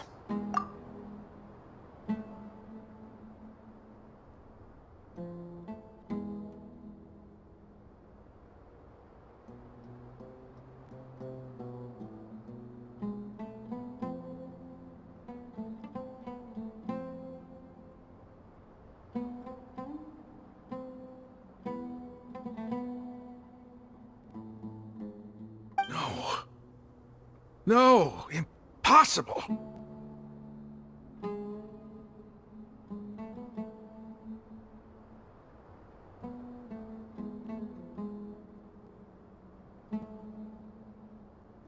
Greater Lord Rukkhadevata. So the former Dendro Archon and King Deshret were never enemies at all.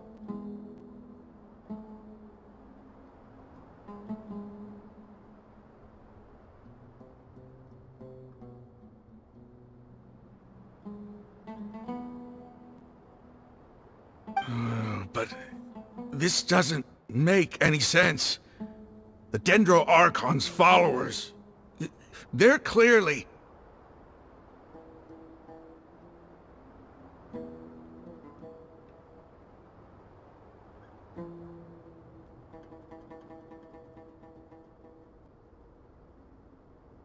Was that the former Dendro Archon?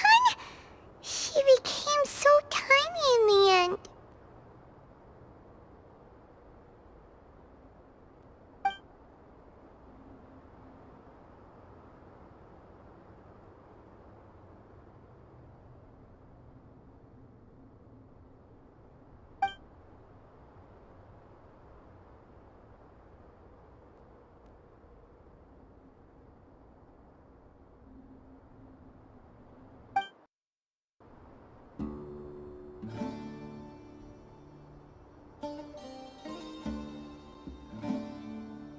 You might be distrustful of the Akasha, but there's no reason for you to doubt King Deshret's technology.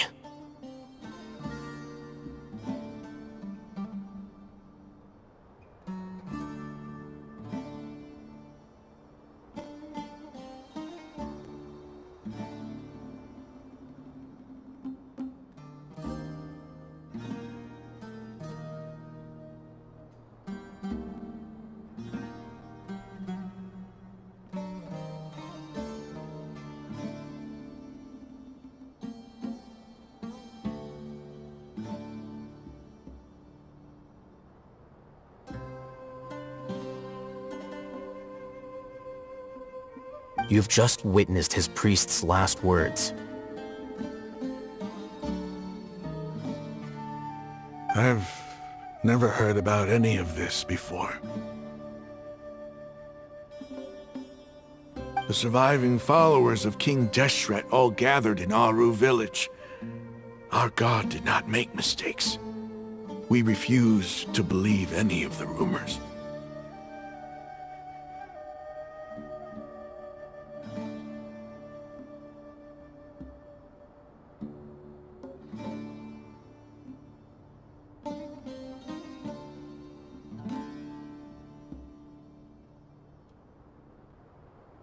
King Deshret's death, the all but total annihilation of our civilization.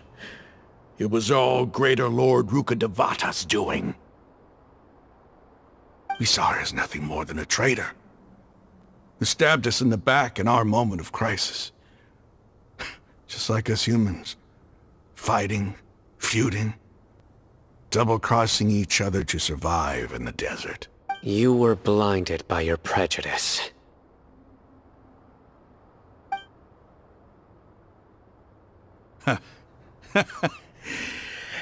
If I hadn't seen this for myself, if I hadn't witnessed his last words with my own eyes, ears, and heart,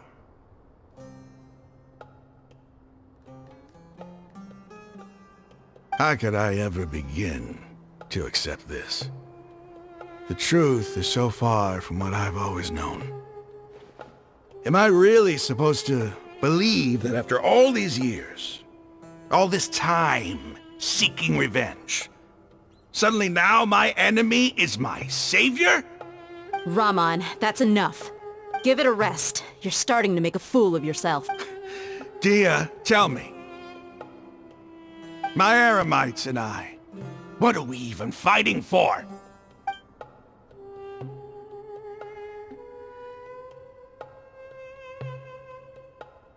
Hey, how you doing? I'll live. I should probably go. Can't just stay here forever. What's your next move gonna be? Oh, I know what you're going to ask. I feel deeply ashamed of everything I've done. You'll get everything you're asking for, but please, give me some time. After everything that's happened here today, somehow I need to explain it to the others. It's not gonna be easy. Well, I guess that's for me to deal with. Dia, this is where our camp's located. Make a note of it. When would be a good time for us to go? Tomorrow, I'll convince everyone that we're all on the same side. And I'll return every last one of your your village keepers. We'll share our other resources with you too. You seem to finally understand that our true enemy is the sages. Yes. The gods never gave up on anyone. It's the people responsible for all this that need to face the consequences of their actions. That must have been rough. But he seems to have figured things out now. Ramon's no fool. Being the leader of your own faction in the desert is no easy feat. It's too bad he was held back by his belief in King Deshret. But now that that's changed, I guess we have a few more people on our side.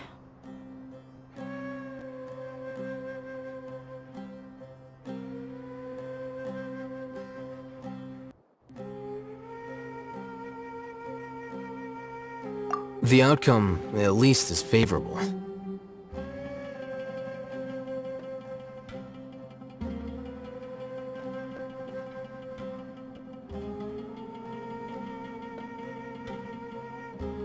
We should get going too.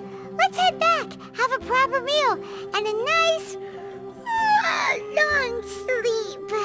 We'll need all our energy tomorrow.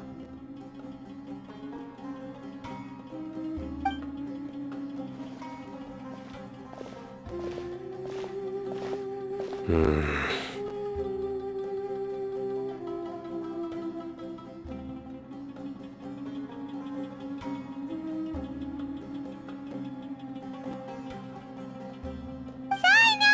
leaving!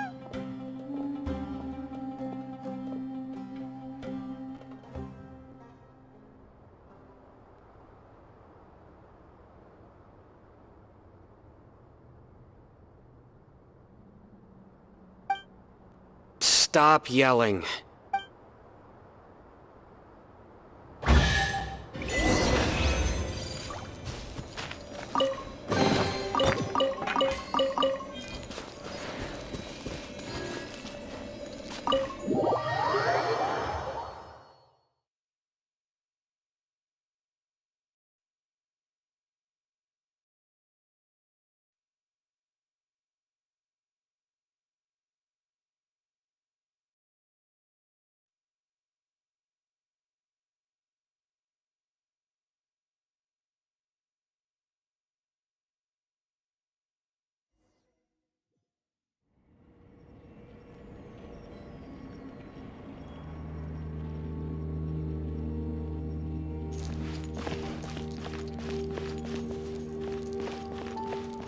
Body and mind.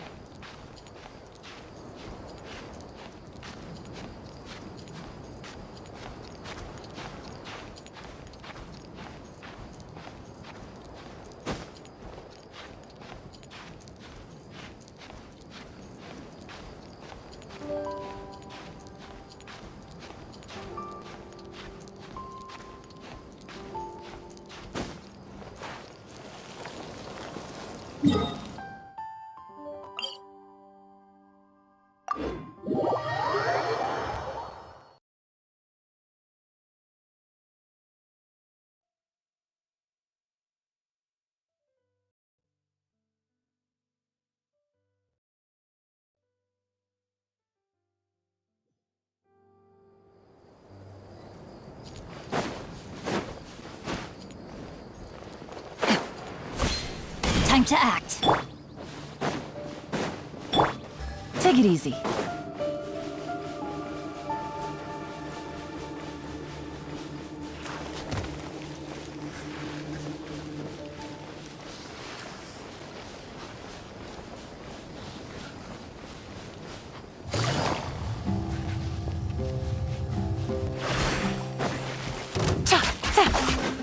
I'm going in!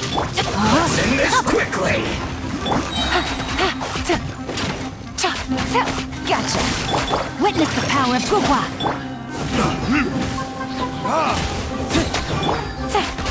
Stay right there.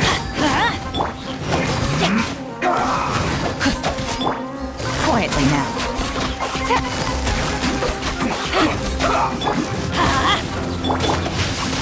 Time to act. Time for retribution! Things are about to get crazy. Busted. Everybody stand back! Why do they never miss? Gotcha.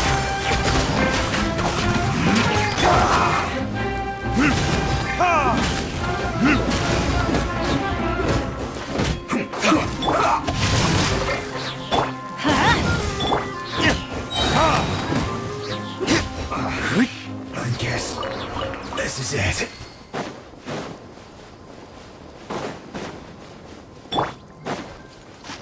Let me leave you a host. Let's light it up! Verdict Rain outlines your fate. Here comes the catch. Going in! Quietly now.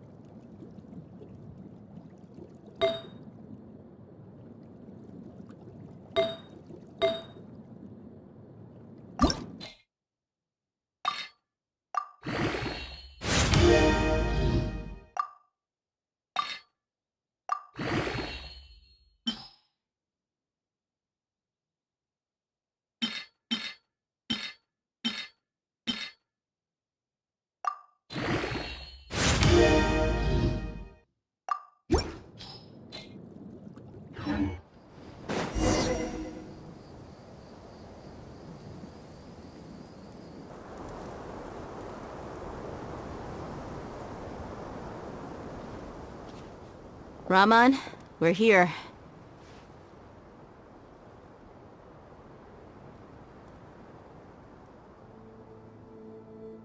Everything's been arranged. Someone will bring the village keepers back to Aru village shortly.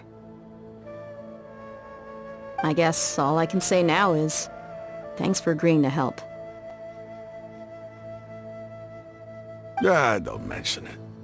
I think we can both agree you went to hell and back for it. But we share a common cause now. From here on out, we're allies.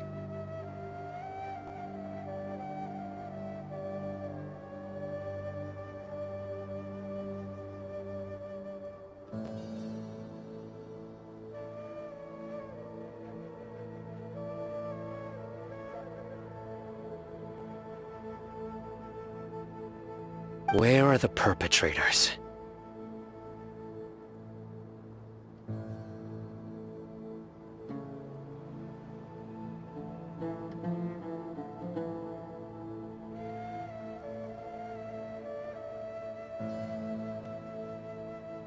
I'll bring you to them. Follow me.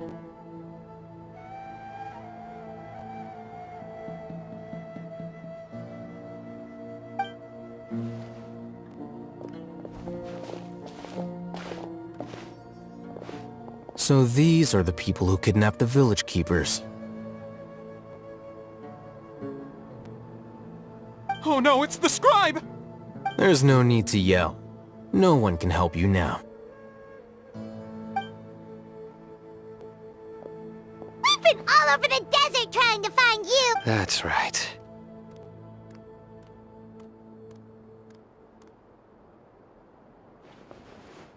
General Mahamatra? No, no! Make it quick, please! Swift and painless! Whoa. The moment they set eyes on Sino, they turned pale like they've seen a... You should have known that I would be coming for you. Wait, we were just following orders. You know what I'm talking about, right? There's no way we could have done all this by ourselves. No, not Sino. He's gonna tear us limb from limb. I could do worse. Please have mercy. Start talking. Otherwise, I'll have to resort to other methods. So, your superiors have kept you quite busy recently. Why? What are they trying to accomplish? They wanted to extract canned knowledge.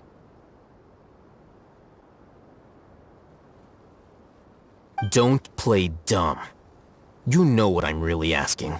They extract divine canned knowledge. Then what? I really don't know how to explain it. Well, you better start talking! You don't want to make things any more difficult for yourself, do ya? Be my guest.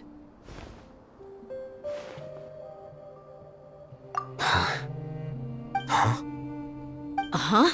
That sure didn't sound like a fancy metaphor or anything. You're serious, aren't you? How did you know? There's no use hiding it now. Yes, you're right. The Academia is working on an important and potentially world-changing project. They are creating a new god. A god that will belong to them and to the people of Sumeru. It may seem as if Sumeru's academics are thriving, but ever since the death of Greater Lord Rukkhadevata, scholarly breakthroughs have been few and far between. The withering of Irminsul has been getting worse recently. The sages have tried everything they could think of, but nothing's worked. I'm always hearing them say things like, if only Greater Lord Rukkhadevata was still with us. Continue.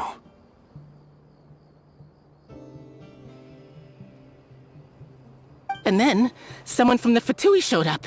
They called him the Doctor. He brought a gnosis, and said he wanted to borrow the Academia's research facilities.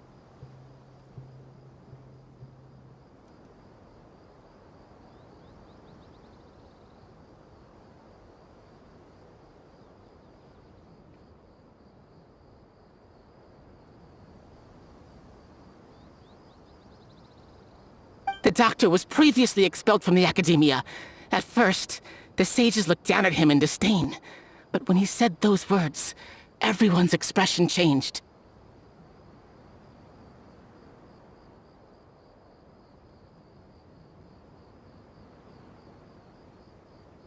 He asked them, "Do you wish to create a god?"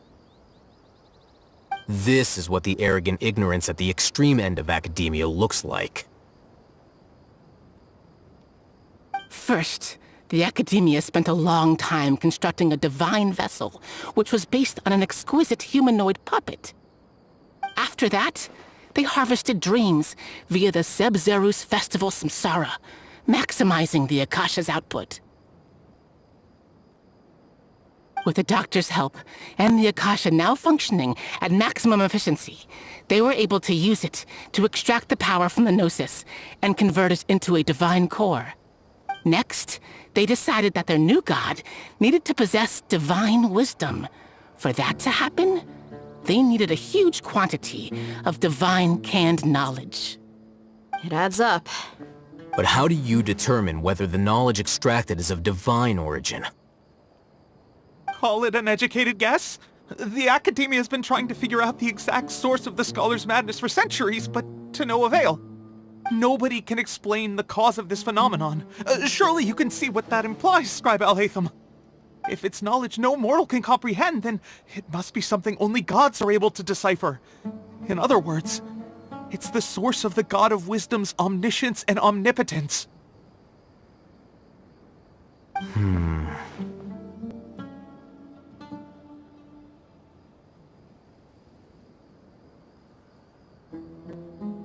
You must have noticed by now. The Academia doesn't care about who their god is. It's the ability to exercise control over knowledge and wisdom that matters. It is as if they are cursed with a desire for omniscience and omnipotence that burns in their blood. Some organisms demonstrate phototaxis, and thus orient their entire lives in respect to sources of light. For the sages, their only source of hope is the existence of a deity who embodies the acme of wisdom. This is but a form of phototaxis. For many scholars, the absence of a god of wisdom means stumbling in the darkness for the duration of their lives.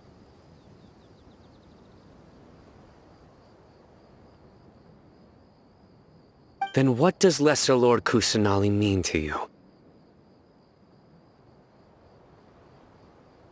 Is she not a true god present in this world? If you already have a new god, why try to create another one? From the beginning, the Academia has never treated her as a god. When the Academia first discovered Lesser Lord Kusanali, the newborn god of wisdom, the sages hoped that she would be as wise as Greater Lord Rukkhadevata. But upon evaluation,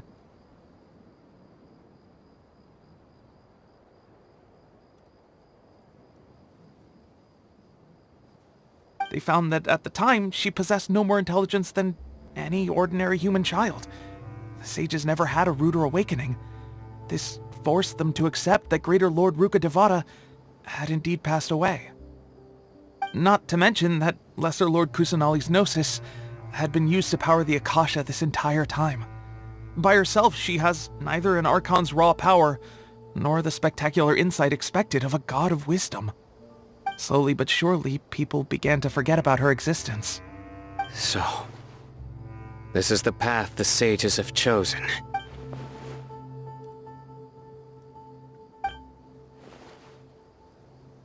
All right, let's try to keep our cool. If everyone's in a bad mood, then let's change up our scenery. Rahman, give me a few men to help us escort the village keepers back to the village. And these two scholars, they're coming too. Sure, as you wish.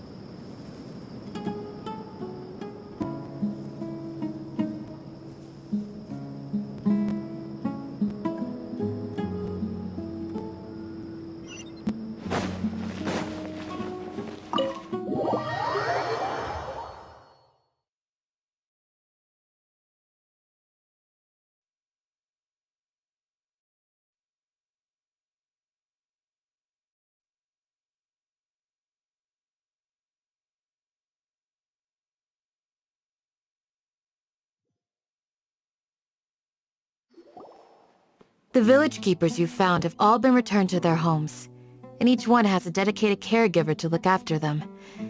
The 2 new scholars are being kept under close supervision, too. Really great work, everyone.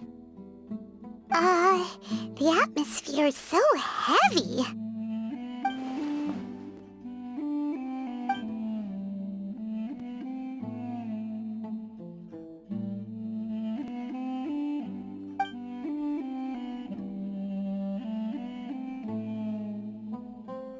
Hey! Say something! Stop spacing out! Come on, is there nothing left to talk about? In that case, let's all get some water and try to think about something else. Or I can go fetch some snacks. Oh! Paimon's so coming with... Do you have any plans, Traveler? Gods above, you're not talking about work, are you? So you were still withholding some information?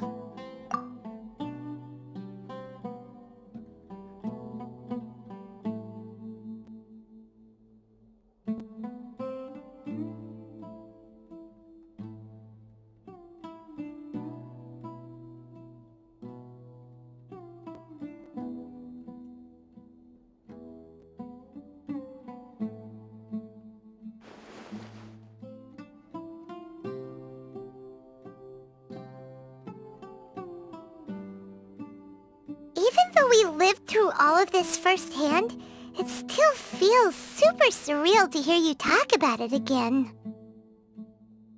What a whirlwind of a story. I felt like I was holding my breath the whole time. It seems like there'll be more issues to face in the days ahead than I'd anticipated. Still, now's a good time to make our next move. Now that Ramon's joined us, we'll be an even stronger team. It's time to make a plan. Indeed. These events are a flagrant transgression of the rules in every sense. We cannot allow it to continue. So, everyone, are we on the same page? Crush the sages and rescue our god. That is our ultimate goal. Well, let's brainstorm a little more about what other resources we can draw on. The next time we gather here, we must have a solid plan.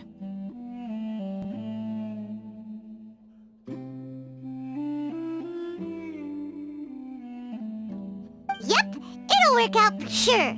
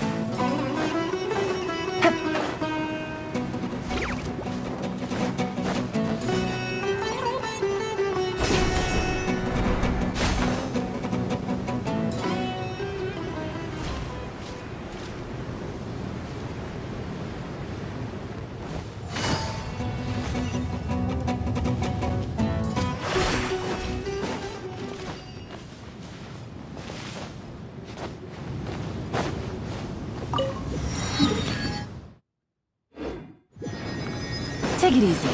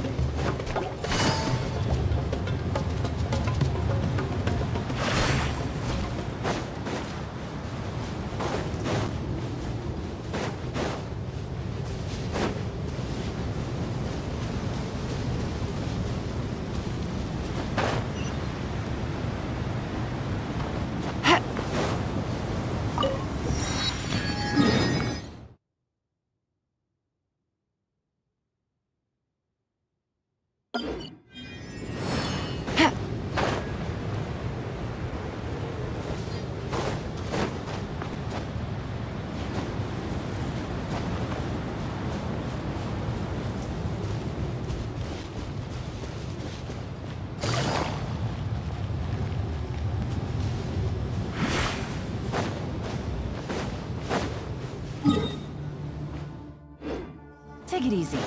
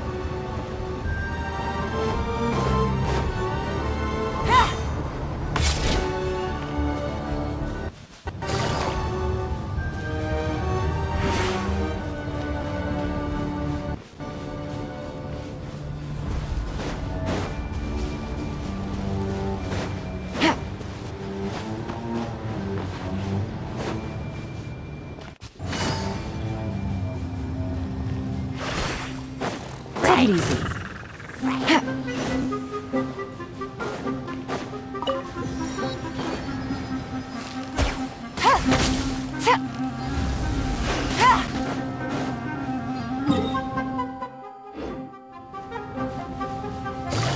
There you are. Let's begin.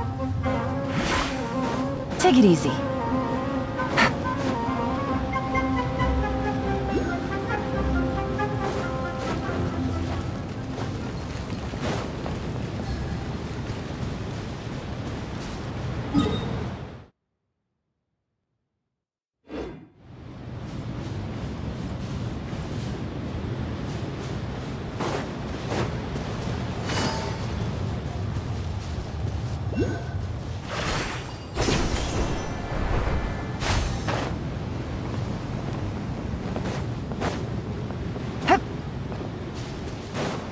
Take it easy. Take it easy.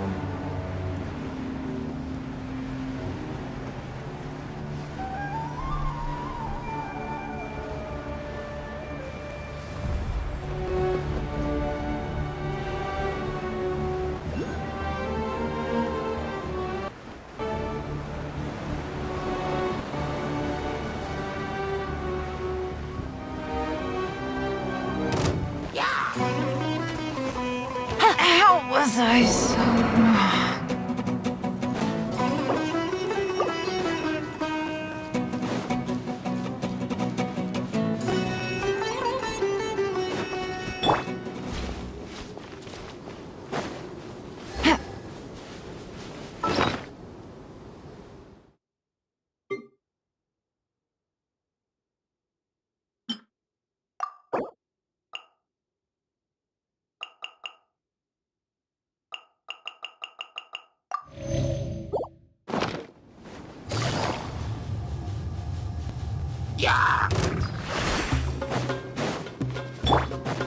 Body and mind.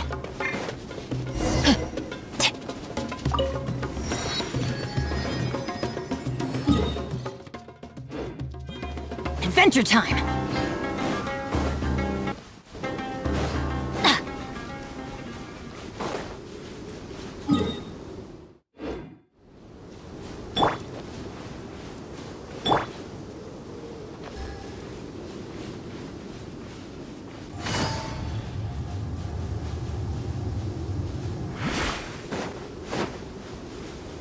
Take it easy.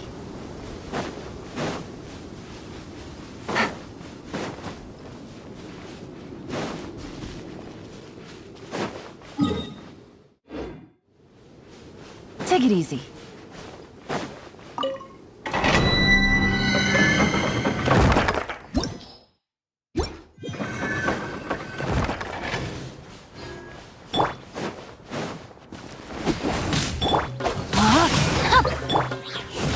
Time for retribution!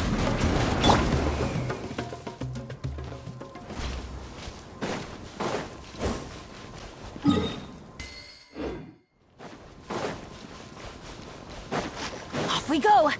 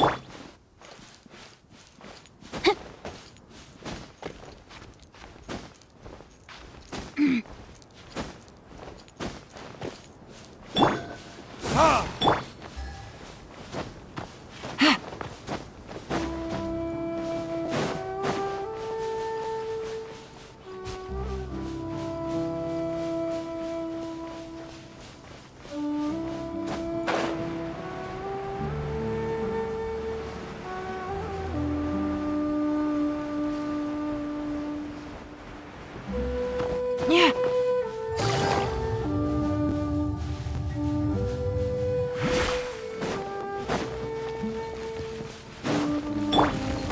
Let's light it up! Busted! Rain outlines your fate! Witness the power of the wild! Everybody stand back!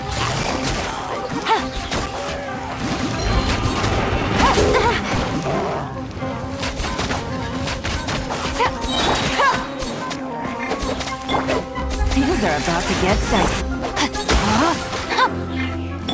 Let's light it up! Verdict is...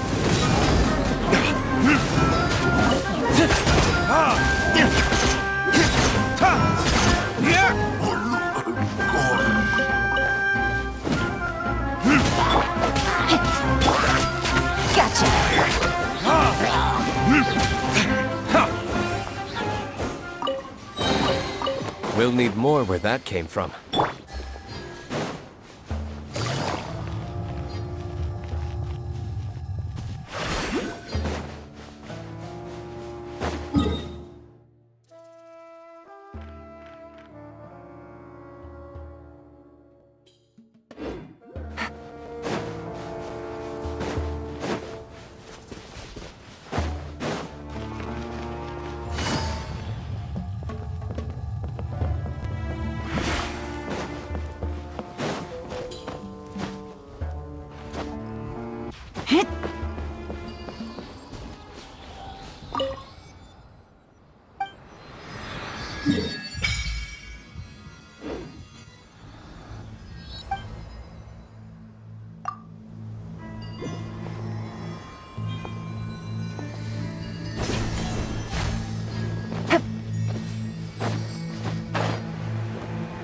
Take it easy.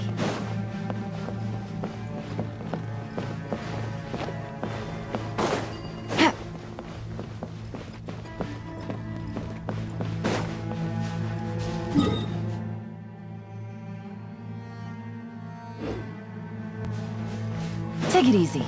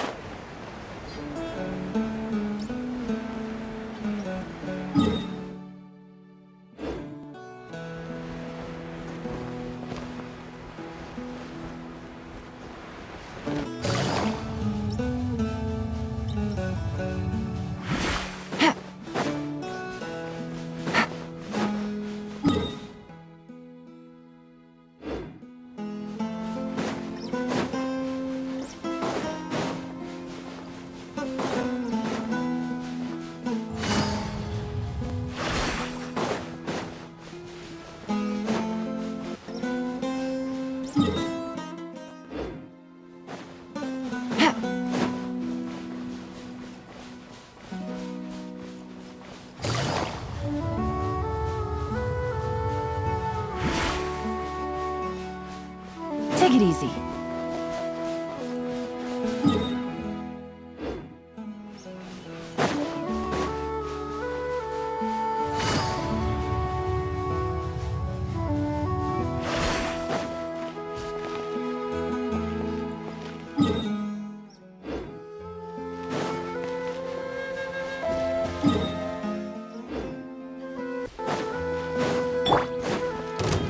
Rain outlines your fate. Busted. Teamwork is dreamwork. Rain cutter.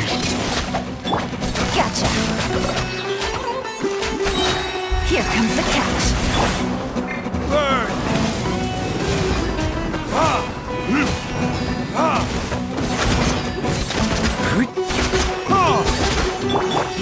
Let's light it up! No, my sword! Busted!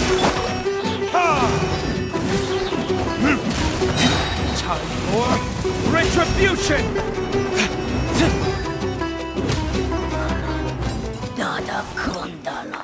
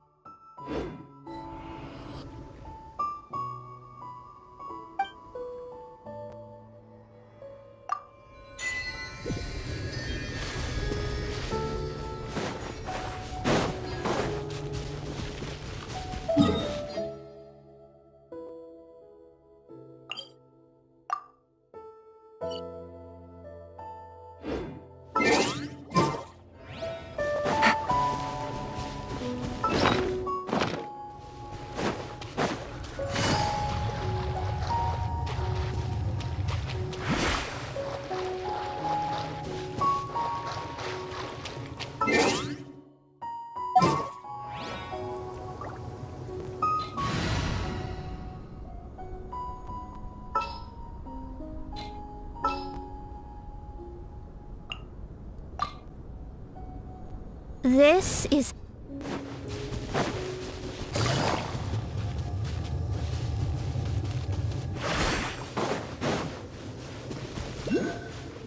Take it easy.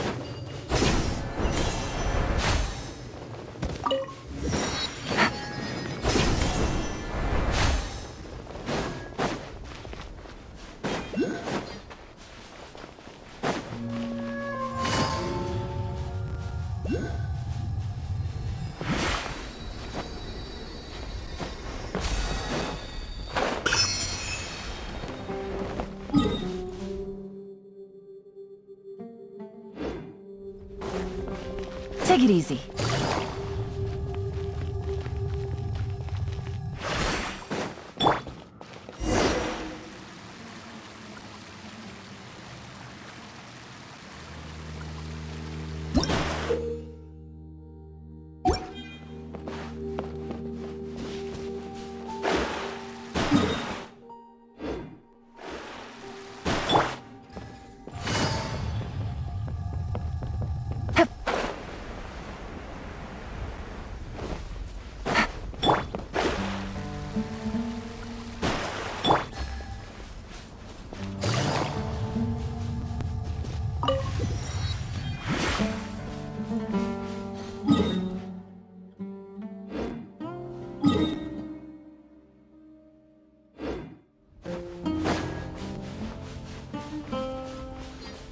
Take it easy.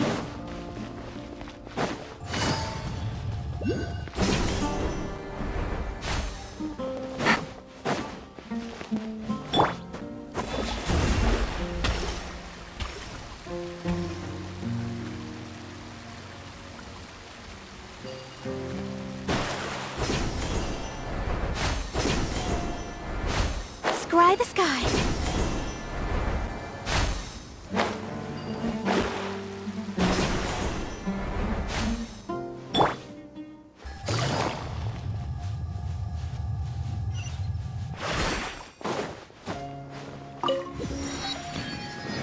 Take it easy.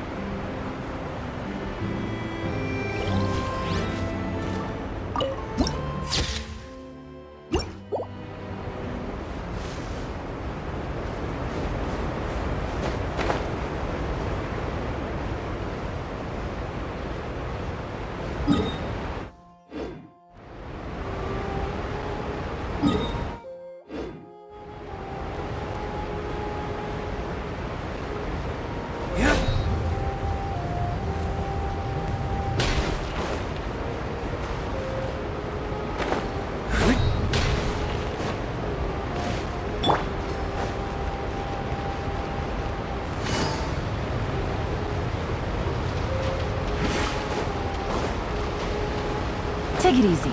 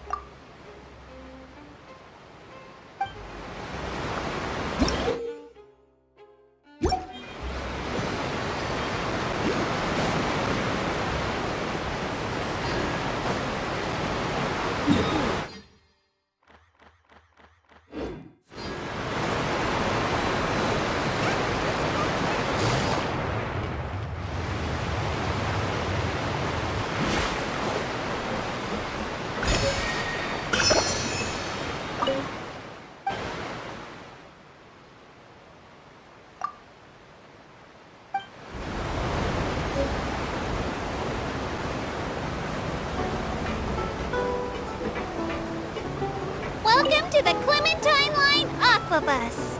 This boat tour will take you to the magnificent Court of Fontaine, the most important city in our nation. I'm Ava, and I'll be your tour guide for this trip. Even though I'm not as reliable as Elfan for the Navia line, I'll still do my very best. And if you're dissatisfied with anything, feel free to let me know right away. Oh, wait a sec. Please contact a staff member with your feedback after reaching the station, and we will address your concerns as soon as possible. Back on topic. The destination of this trip will be the Court of Fontaine.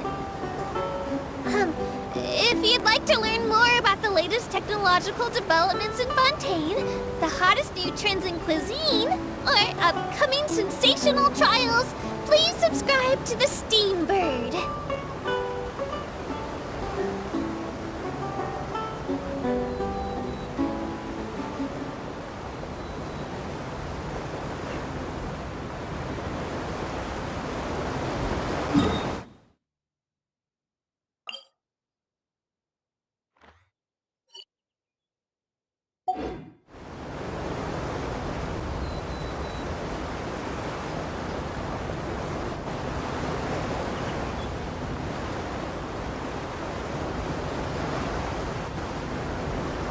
The Steambird runs lots of fantastic serialized novels, including the thriller Great Detective Herlock, which recently reached its dramatic conclusion. Right at the very end, Herlock faces off against the real mastermind, revealed to be the assistant, Miss Jacoba! In a duel at the old site of Lilia Cruces Ordo! I couldn't stop my feelers from shaking! Oh no, did I spoil it for you? Oops. Anyway, coming up ahead on your left-hand side is Miracy Village, the hometown of all Melusines, myself included. It's deep below the ground, just over there.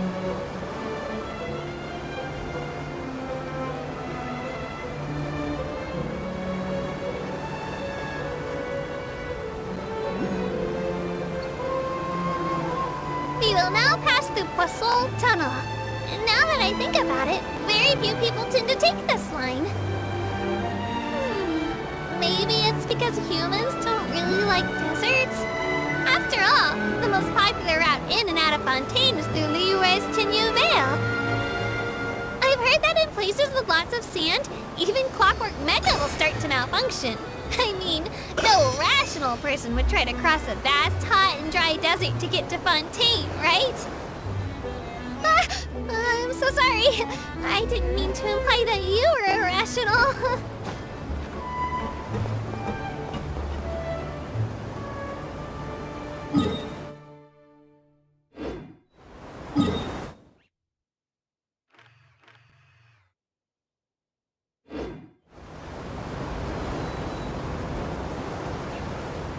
Navigating the world is a whole lot easier with a few different identities to choose from. Need me to come up with some for you?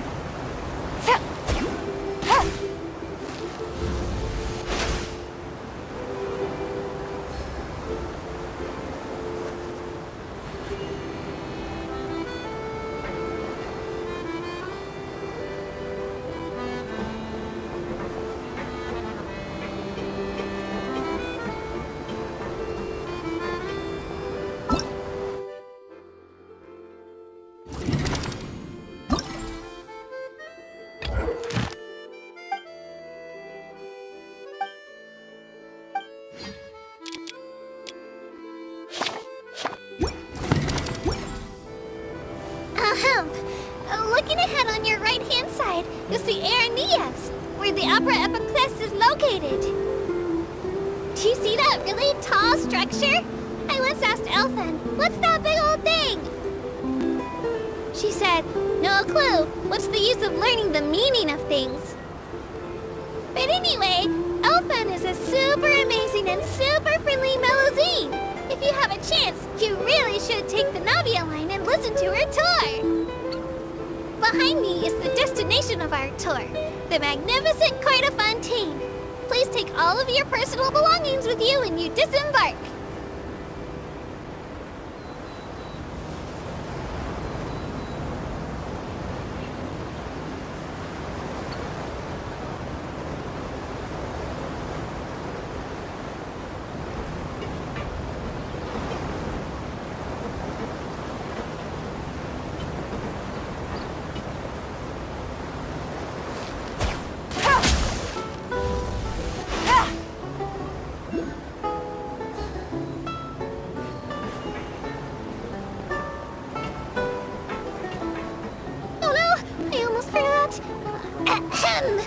Well, aboard the Aquabus, please keep your head, hands, and other body parts, as well as your canes, swords, cameras, and other personal items inside the boat at all times.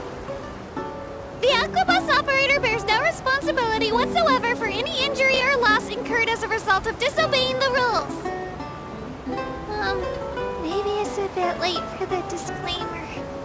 Anyway, I'm happy you've had an incident-free journey today, and it was my pleasure to serve as your tour guide for this trip. Thank you!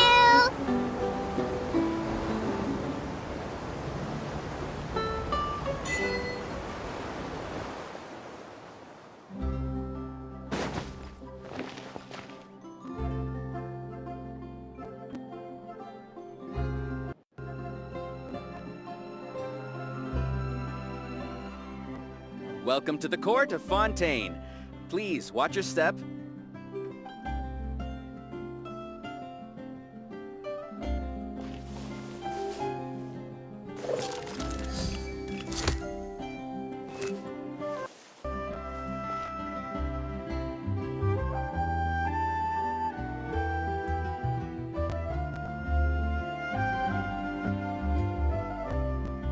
Welcome to the court of Fontaine. Please watch your step.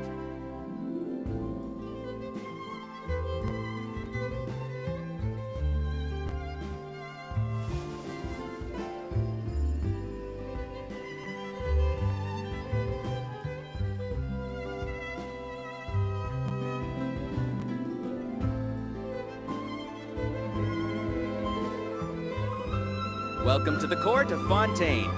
Please watch your step.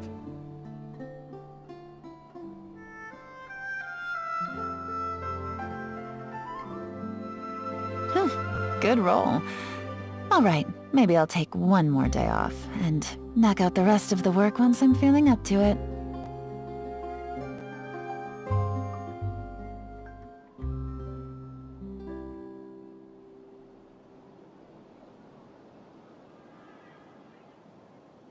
Welcome to the court of Fontaine. Please watch your step.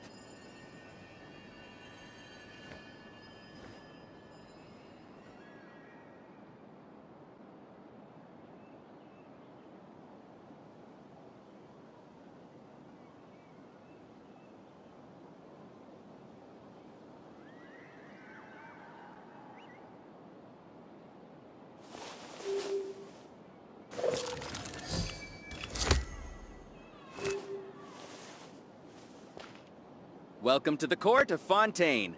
Please watch your step.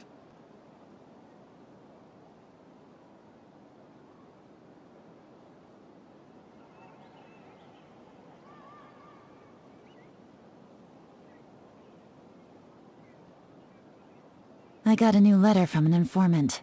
Looks like the situation has changed again.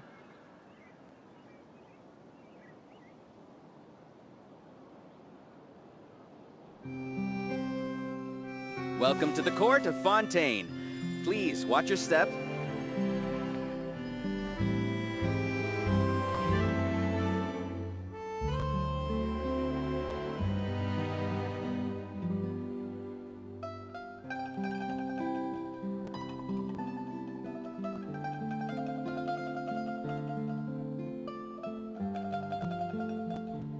Navigating the world is a whole Welcome lot to the easier court with a of few different Fontaine. identities to choose Please from. watch your step. Need me to come up with some for you?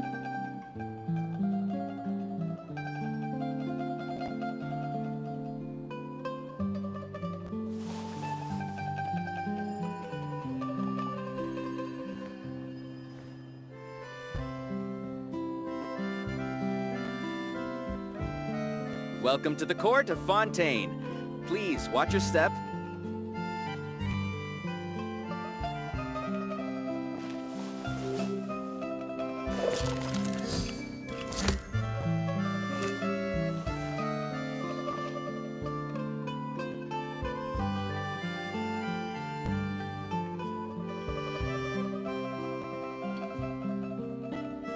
Welcome to the court of Fontaine. Please watch your step.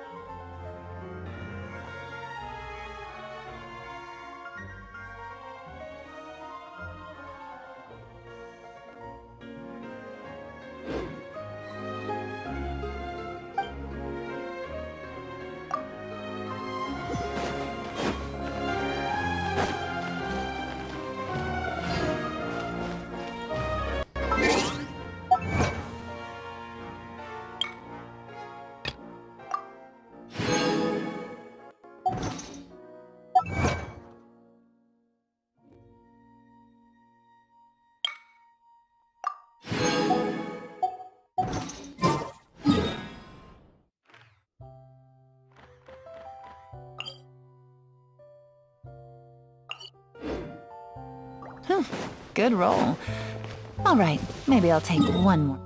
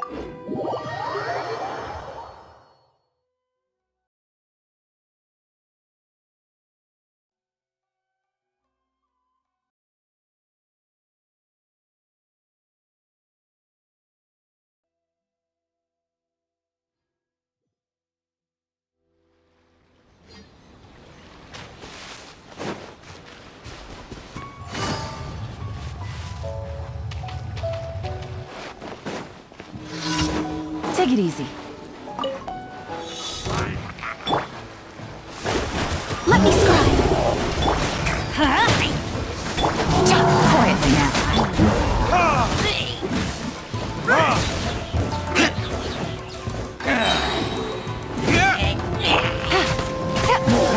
Busted.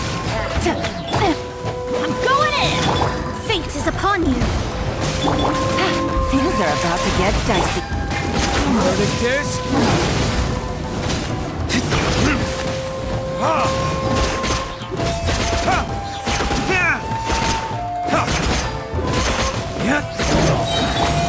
Gotcha. Burn!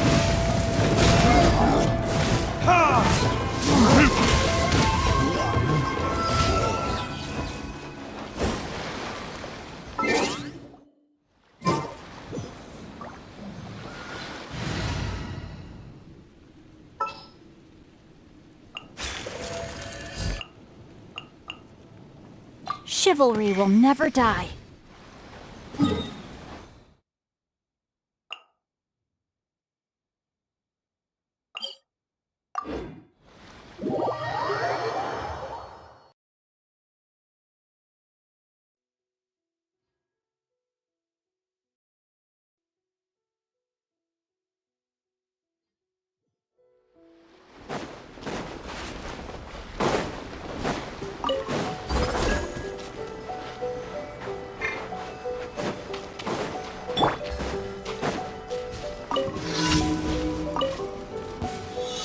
It's my lucky day.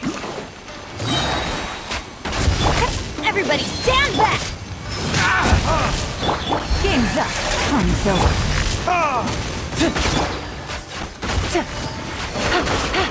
How's this?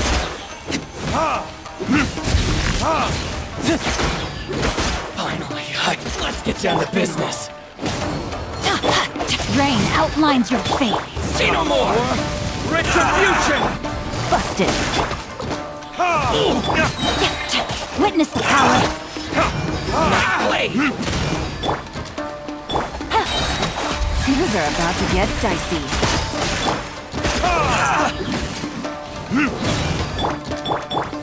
No, my sword!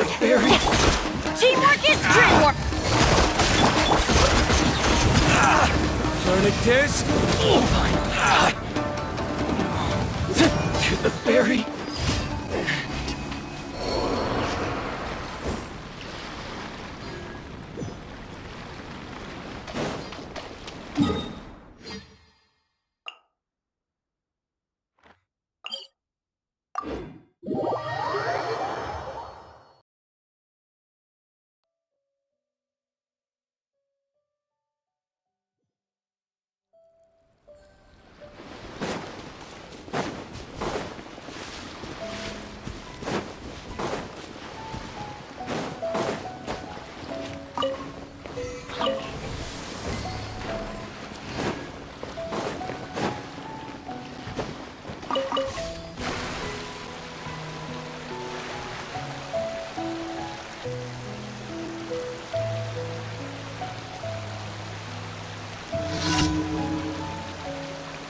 No!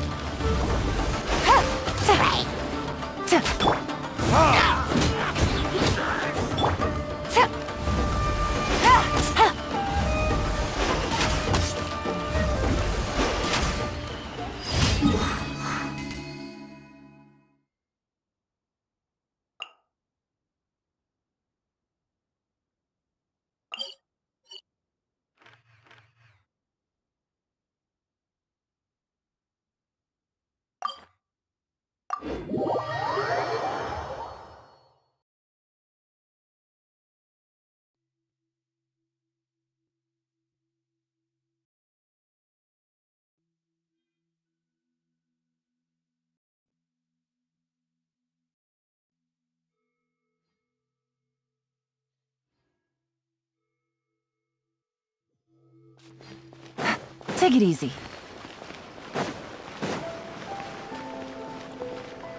Ad Astra. Thank you for complete.